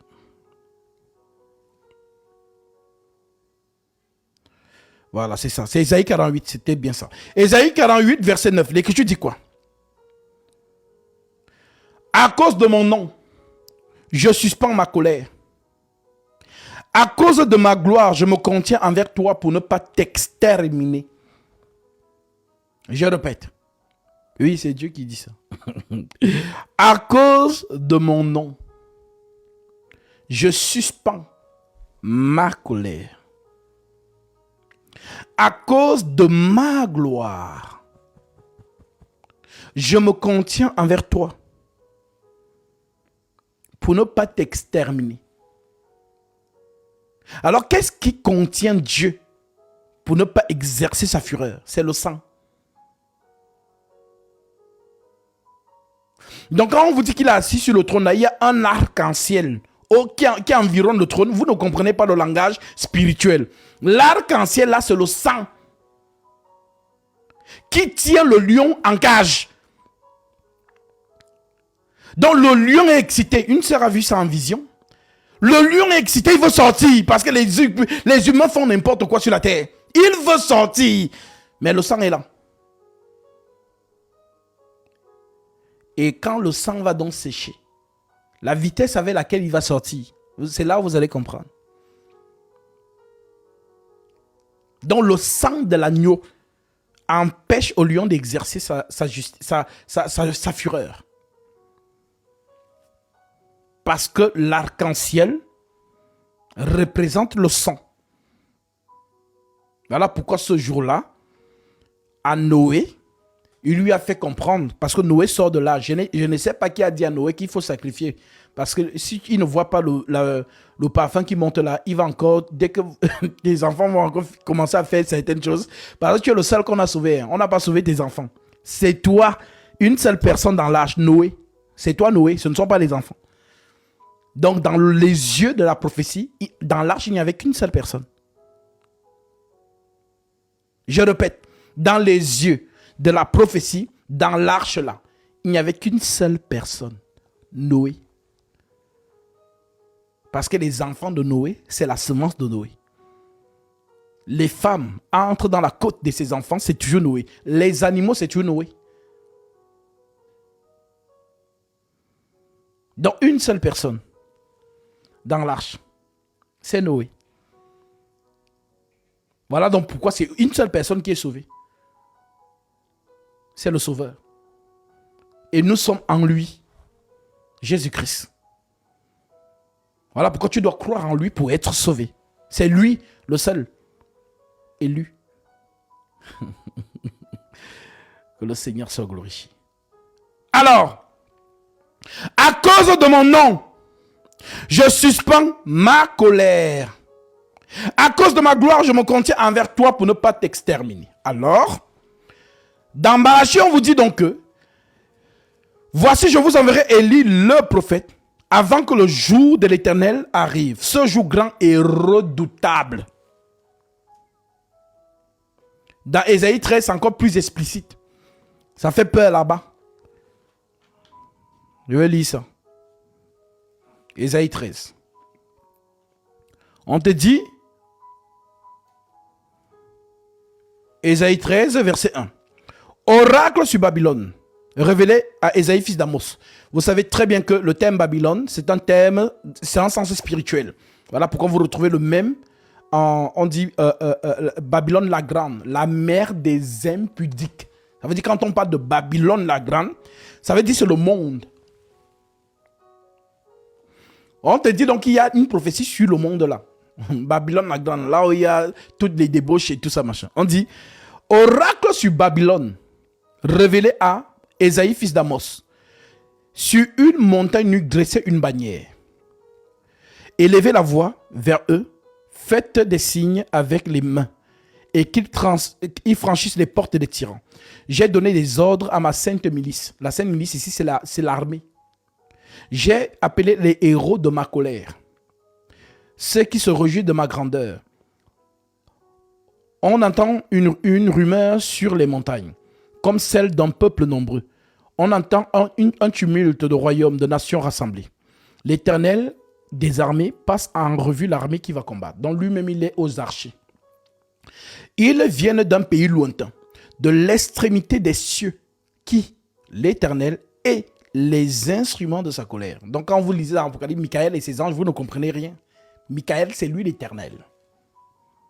Oui. Voilà pourquoi on te dit ici, ils viennent d'un pays lointain, de l'extrémité des cieux. L'Éternel et les instruments de sa colère vont détruire toute la contrée. Gémissez car le jour de l'Éternel est proche. Ils viennent comme un ravage du Tout-Puissant. C'est pourquoi les mains s'affaiblissent et tout cœur d'homme est abattu. Ils sont frappés d'épouvante. Les spasmes et les douleurs les saisissent et ils tombent comme une femme en travail. Ils se regardent les uns les autres avec stupeur. Leurs visages sont enflammés. Voici le jour de l'Éternel arrive. Jour cruel, sans pitié. Jour cruel, jour de colère et d'ardente fureur. Ça veut dire le feu. Et d'ardente fureur. Qui réduira la terre en solitude et en exterminera les pécheurs. Donc, voilà donc pourquoi, avant qu'il ne vienne comme ça là, il doit d'abord récupérer tous ses enfants. Sinon, confusion. Il saccage tout. Il doit d'abord récupérer ses enfants. Voilà. Il vous met de côté. Après là, il embrasse. Alors le sang de Jésus donc. On te dit donc, il y a quelqu'un, lui, qui t'accuse tous les jours, qui t'accusait tous les jours. On te dit, dans Apocalypse 12, verset 10, « Et j'entendis dans le ciel une voix forte qui disait, « Maintenant le salut est arrivé, et la puissance et le règne de notre Dieu, et l'autorité de son Christ, car il a été précipité l'accusateur de nos frères. » Celui qui les accusait devant notre Dieu jour et nuit. Ils l'ont vaincu à cause du sang de l'agneau et à cause de la parole de leur témoignage, et ils n'ont pas aimé leur vie jusqu'à craindre la mort. Donc les saints qui sont passés, ils étaient engagés dans la vocation. Sa vie, c'était quoi? Voilà pourquoi Paul a dit dans Acte 20, Acte chapitre 20, l'apôtre Paul dit, seulement, Acte 20, verset 23, écoutez ce que Paul dit, seulement de ville en ville, l'Esprit Saint m'avertit que les liens et les tribulations m'attendent. Genre, tu es en train d'aller annoncer la parole, le Saint-Esprit vient te dire que là où tu vas, là, on va te fouetter. Là où tu vas, là, on va te tabasser. Oui, oui. Il dit que le Saint-Esprit lui a dit ça. Le Saint-Esprit m'avertit que les liens et les tribulations m'attendent. Mais je n'ai fait de moi-même aucun cas de ma vie. Donc Paul dit que je suis un sacrifié. Je suis un soldat. C'est qui doit m'arriver que ça m'arrive. Et c'est ce qu'il dit. Il dit, seulement, on dit, seulement de ville à ville, l'Esprit Saint m'avertit que les liens et les tribulations m'attendent. Mais je ne fais point pour moi-même aucun cas de ma vie. Comme si elle m'était précieuse. C'est un mort. Un disciple, c'est un mort. On ne vit plus selon nous. Nous sommes morts dans l'eau du baptême. Ce n'est plus nous qui vivons, c'est Christ qui vit en chacun de nous. Alors Paul dit, comme si ma vie m'était, comme si elle m'était précieuse, pourvu que j'accomplisse ma course avec joie et le ministère que j'ai reçu du Seigneur Jésus d'annoncer la bonne nouvelle de la grâce de Dieu. Voilà donc pourquoi on vous dit donc dans l'Apocalypse là. Et j'entendis la voix dans le ciel. Et j'entendis dans le ciel une voix forte qui disait, maintenant le salut est arrivé. Et la puissance et le règne de notre Dieu et l'autorité de son Christ, car il a été précipité l'accusateur de nos frères. Celui qui les accusait devant Dieu jour et nuit. Retenez bien le terme devant. Devant là. On va revenir sur ça. Devant Dieu jour et nuit. Ils l'ont vaincu à cause du sang de l'agneau et à cause de la parole de leur témoignage. Donc la parole du témoignage, c'est quoi? C'est annoncer l'évangile. À cause de la parole de leur témoignage, et ils n'ont pas aimé leur vie jusqu'à craindre la mort. Voilà pourquoi Jésus disait, celui qui voudra garder sa vie la perdra. Mais celui qui la perdra à cause de moi et de la bonne nouvelle la retrouvera. Donc les apôtres là, c'était des sacrifiés. Quand vous pensez que la vocation divine, c'est que non, on va porter les costumes. Homme de Dieu. Rolex, il porte, il est cinglé. Donc, quand on passe, on ouvre les grosses voitures. Homme de Dieu. Voilà, c'est pas ça.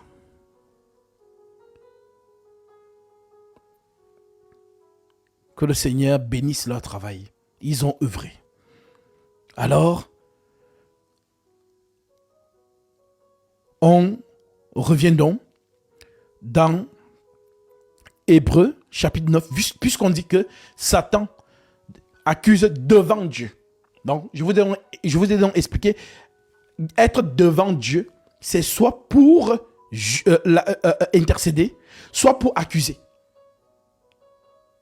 Maintenant, parce que c'est toujours le contraire. Hein. C'est toujours le contraire. La vie, la mort. La vérité, le mensonge. Alors, celui-ci, dans Hébreux chapitre 8, Hébreux chapitre 9 que nous avons lu, Hébreux 9, on te dit ceci. Au verset 22 directement, on te dit, et presque tout d'après la loi est purifié avec du sang. Et sans effusion de sang, il n'y a point de pardon. Donc, comme il n'y a point de pardon, et comme le sang n'a pas encore effusé, Satan, on reçoit toujours ses accusations. Maintenant, tu me diras, ah, mais Gasby, Satan a réclamé Moïse. Mais est-ce qu'au temps de Moïse, Jésus était déjà mort sur la croix? Non. Dans la préscience divine, oui, parce qu'on dit l'agneau immolé dès avant la fondation du monde. Mais dans la matérialisation de cela, non. Le temps de Moïse, il n'était pas encore venu, il n'était pas encore mort. Maintenant, comment se fait-il donc qu'on nous dise dans Jude, chapitre 1, verset 9, Gasby, c'est écrit que... lisons ça, parce que les gens ne comprennent pas. Il faut leur expliquer ces choses. Jude 1, verset 9. Oh, or, l'archange Michel, lorsqu'il contestait avec le diable, il lui disputait le corps de Moïse. Donc les gens disent, ils pensent que dans leur tête, ils se disent que, ah, bon, comme ils étaient en train de se discuter, sûrement, ils tiraient Moïse chacun de son côté. Non, il est à moi. Non, c'est là. Non, il est à moi. Non, c'est lui. Non, c'était pas ça. Ça, c'est dans vos imaginations. Discuter le corps de Moïse, c'est réclamer Moïse. Comme on a réclamé Pierre. Qui a réclamé Pierre? C'est Satan. Maintenant, qui a discuté Pierre? C'est Jésus. Il a intercédé pour lui. Simon, Satan t'a réclamé. Mais il a vu ça où? Ce sont les choses de l'esprit. Satan t'a réclamé pour te tribler comme le froment. Pour vous tribler comme le froment. Mais moi, j'ai prié pour toi. En d'autres termes, j'ai intercédé. Je suis l'avocat. Je suis le défenseur. Maintenant, on te dit que Moïse, là, oui, l'homme fait Dieu, là. Oui, parce que c'est ce que Dieu dit dans Exode 4, verset 10. Il dit à Aaron que Aaron sera ta bouche et tu auras pour lui la place de Dieu. Alors oui, l'homme fait Dieu là. On discute donc son corps. Maintenant, qui défend le corps de ces derniers? Michael. Maintenant, Michael, c'est qui? Pour plaider en faveur de Moïse. C'est Jésus-Christ. Toi qui n'avais jamais compris ça. Michael, c'est le Seigneur Jésus-Christ. Le défenseur. Moïse, c'était un enfant d'Israël, non? Oui. Là, ils ont un défenseur. Daniel, chapitre 12, verset 1. En ce temps-là, se lèvera Michael, le grand chef, le défenseur des enfants de ton peuple. Et ce sera une époque de détresse, telle qu'il n'y en a point eu de semblable, depuis que les nations existent, jusqu'à cette époque. Alors, Michael défend Moïse. C'est le même Michael qui défend Josué. Zacharie chapitre 3.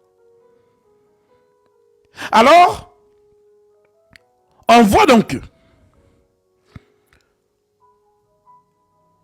au verset 22,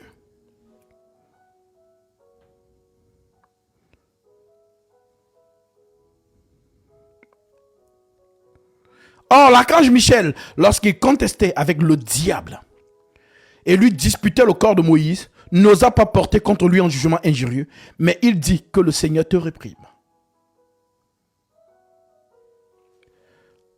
Prenons deux autres versions. Je vais prendre par exemple Osterval. On va voir ce qu'Osterval dit. Toutefois, Michel l'archange, lorsqu'il contestait avec le diable touchant le corps de Moïse, n'osa pas prononcer contre lui une sentence de malédiction. J'aime beaucoup cette version. Mais il dit seulement que le Seigneur te reprenne. Prenons la version de Darby. Qu'est-ce que Darby nous dit? Darby nous dit: mais Michel l'archange, quand il discutant avec le diable, il contestait touchant le corps de Moïse, n'osa pas proférer de jugement injurieux contre lui, mais il dit que le Seigneur te censure. Alors les gens vont dire: mais Gasby, tu as vu, il a dit que le Seigneur te censure. Dans d'autres versions, que le Seigneur te réprimande. Il n'a pas dit: Satan, je te réprimande. Il a dit que le Seigneur te réprimande, te censure. Mais c'est que ces gens-là oublient. C'est que nous avons un joker. Et le joker, c'est Zacharie chapitre 3. La même scène. L'Écriture dit, je vais lire ça dans la version d'Osterval. L'Écriture dit ceci. Zacharie 3.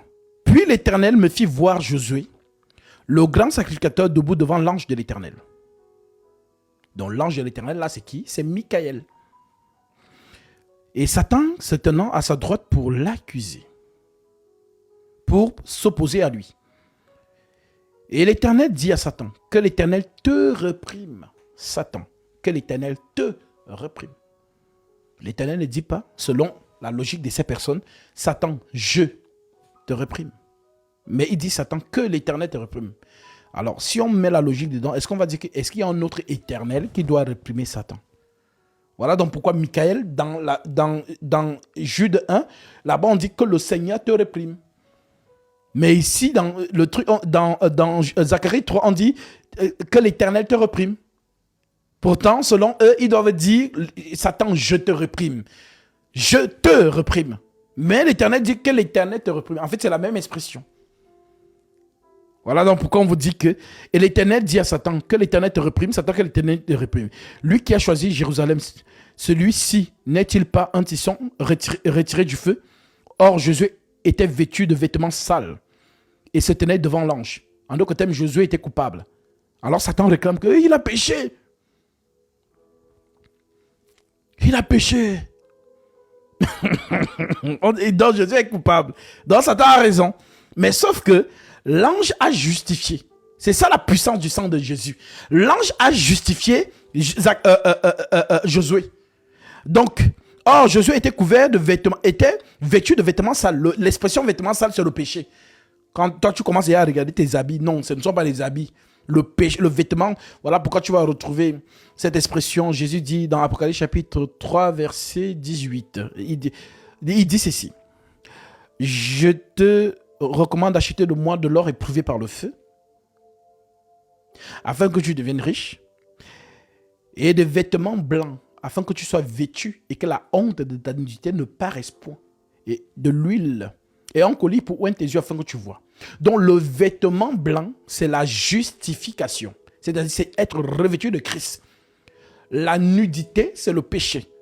On parle aussi de sale, être sale, être impur. Donc, on dit donc de Josué, on dit qu'il est souverain sacrificateur. Ça veut dire quoi? Un souverain sacrificateur, c'est le sang du peuple. Ça veut dire que Dieu passe par cet homme pour vous justifier, vous. Voilà pourquoi c'est Aaron seul qui devait entrer dans le lieu très saint. Maintenant, celui qui entre dans le lieu très saint, là, Satan l'a attrapé apparemment. Et Satan demande qu'il soit condamné. Alors, la scène, on dit donc que Josué était vêtu de vêtements sales et se tenait devant l'ange. Donc Josué est là devant l'ange. Et l'ange prit la parole et dit à ceux qui se tenaient devant lui: ôtez-lui le vêtement sale. L'ange. Quel est cet ange qui pardonne les péchés? Hein? Quel est cet ange qui pardonne les péchés. Et l'ange prit la parole et dit à ceux qui se tenaient devant lui, ôtez-lui les vêtements sales. Puis il dit à Josué, vois, je t'enlève ton iniquité. En d'autres termes, je te justifie. Tu as péché, c'est vrai. Mais moi, je te pardonne. C'est ça l'autorité de Christ. Alléluia. Ôtez-lui les vêtements sales. Puis il dit à Josué, vois, je t'enlève ton iniquité et je te revêts d'habits magnifiques. Le vêtement blanc, comme Jésus dit dans Apocalypse chapitre 3, verset 18. Achète de moi de l'or éprouvé par le feu afin que tu deviennes riche et des vêtements blancs pour que tu sois vêtu et que la honte de Daniel ne paraisse point. Mais c'est Jésus-Christ qui donne le vêtement blanc. Donc c'est le même qu'on retrouve ici. C'est lui l'ange là en fait. Je t'enlève ton iniquité et je te revêts d'habits magnifiques. Et je dis qu'on lui mette sur la tête une tiare pure. On retrouve la même tiare dans Lévitique chapitre 16. On le revêtit d'une tiare pure. Et ils lui mirent sur la tête une tiare pure et le revêtirent de vêtements en présence de l'ange de l'Éternel. Alléluia. Puis l'ange de l'Éternel fit à Josué cette déclaration. Ainsi dit l'Éternel des armées, si tu marches dans mes voies et si tu gardes ce que je veux que l'on garde, tu jugeras aussi ma maison. Tu garderas mes parvis et je te donnerai libre accès parmi ceux-ci qui se tiennent devant moi. Autorité de Dieu. Alléluia. C'est magnifique, hein? Voilà. Donc, comme vous avez compris donc, l'expression de la justification, on revient donc dans Hébreux chapitre 9, verset 22. On dit,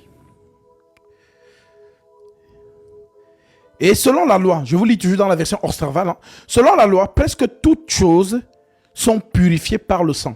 Et sans effusion de sang, il ne se fait point de rémission de péché. Et donc, il a donc fallu que les choses qui présentaient celles qui sont dans le ciel fussent purifiées de cette manière, mais que les célestes fussent purifiés par des sacrifices plus excellents. Car Christ n'est point entré dans le sanctuaire fait de main d'homme, et qui n'était pas que la figure du véritable, mais il est entré dans le ciel même pour comparaître maintenant pour nous devant la face de Dieu. Donc Christ comparaît donc pour toi devant la face de Dieu. Alors l'expression devant Dieu, donc ça veut dire quoi? Parce qu'on dit que Christ est Dieu, c'est lui le Dieu tout-puissant.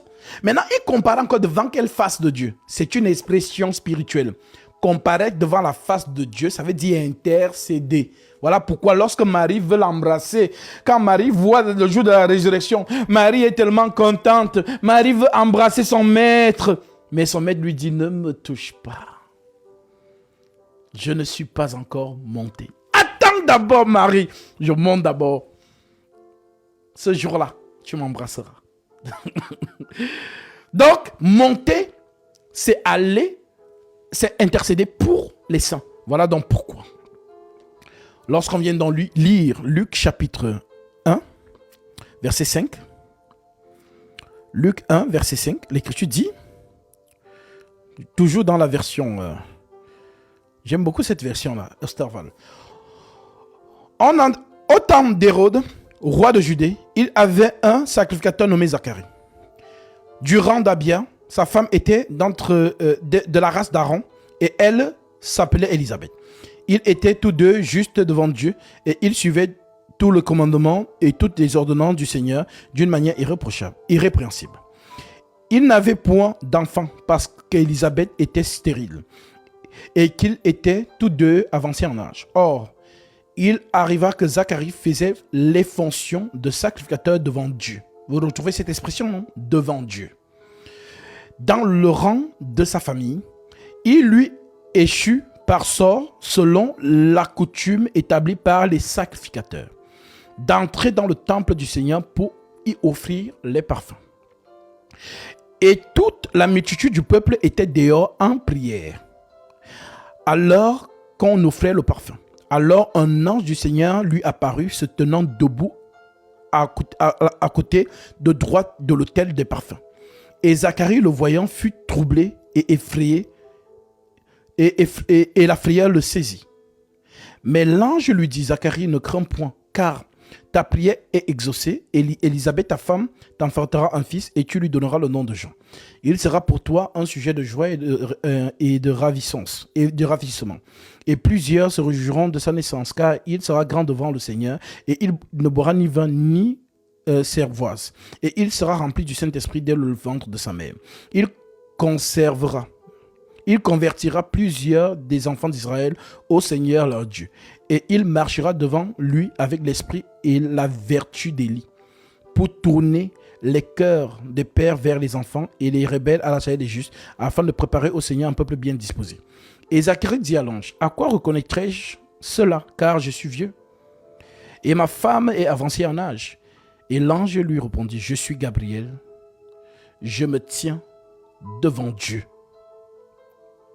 Donc l'expression devant, ça veut donc dire quoi? Si vous avez bien compris, l'intercession.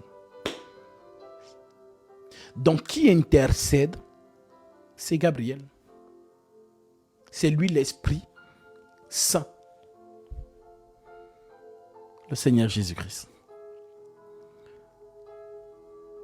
Tu as compris? Éden, pourquoi avoir mis 666? Éden, envoie ta demande, tu viens nous expliquer c'est quoi le 666. C'est tout. Parce qu'apparemment, tu sembles savoir ce que c'est. Alors viens, on est curieux de t'entendre là-dessus. Viens nous expliquer c'est quoi. À la lumière des Saintes Écritures, bien évidemment.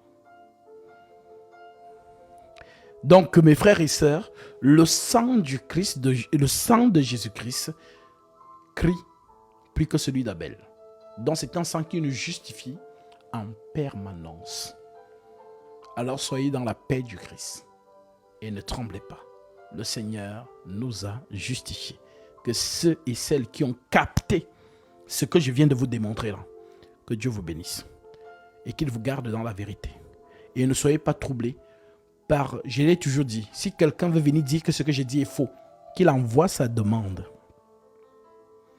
et on lui donne l'audience pour qu'il puisse, à la lumière des Saintes Écritures, démontrer mon mensonge et ensuite vous donner la vérité. Alors je vois que nous avons deux demandes là.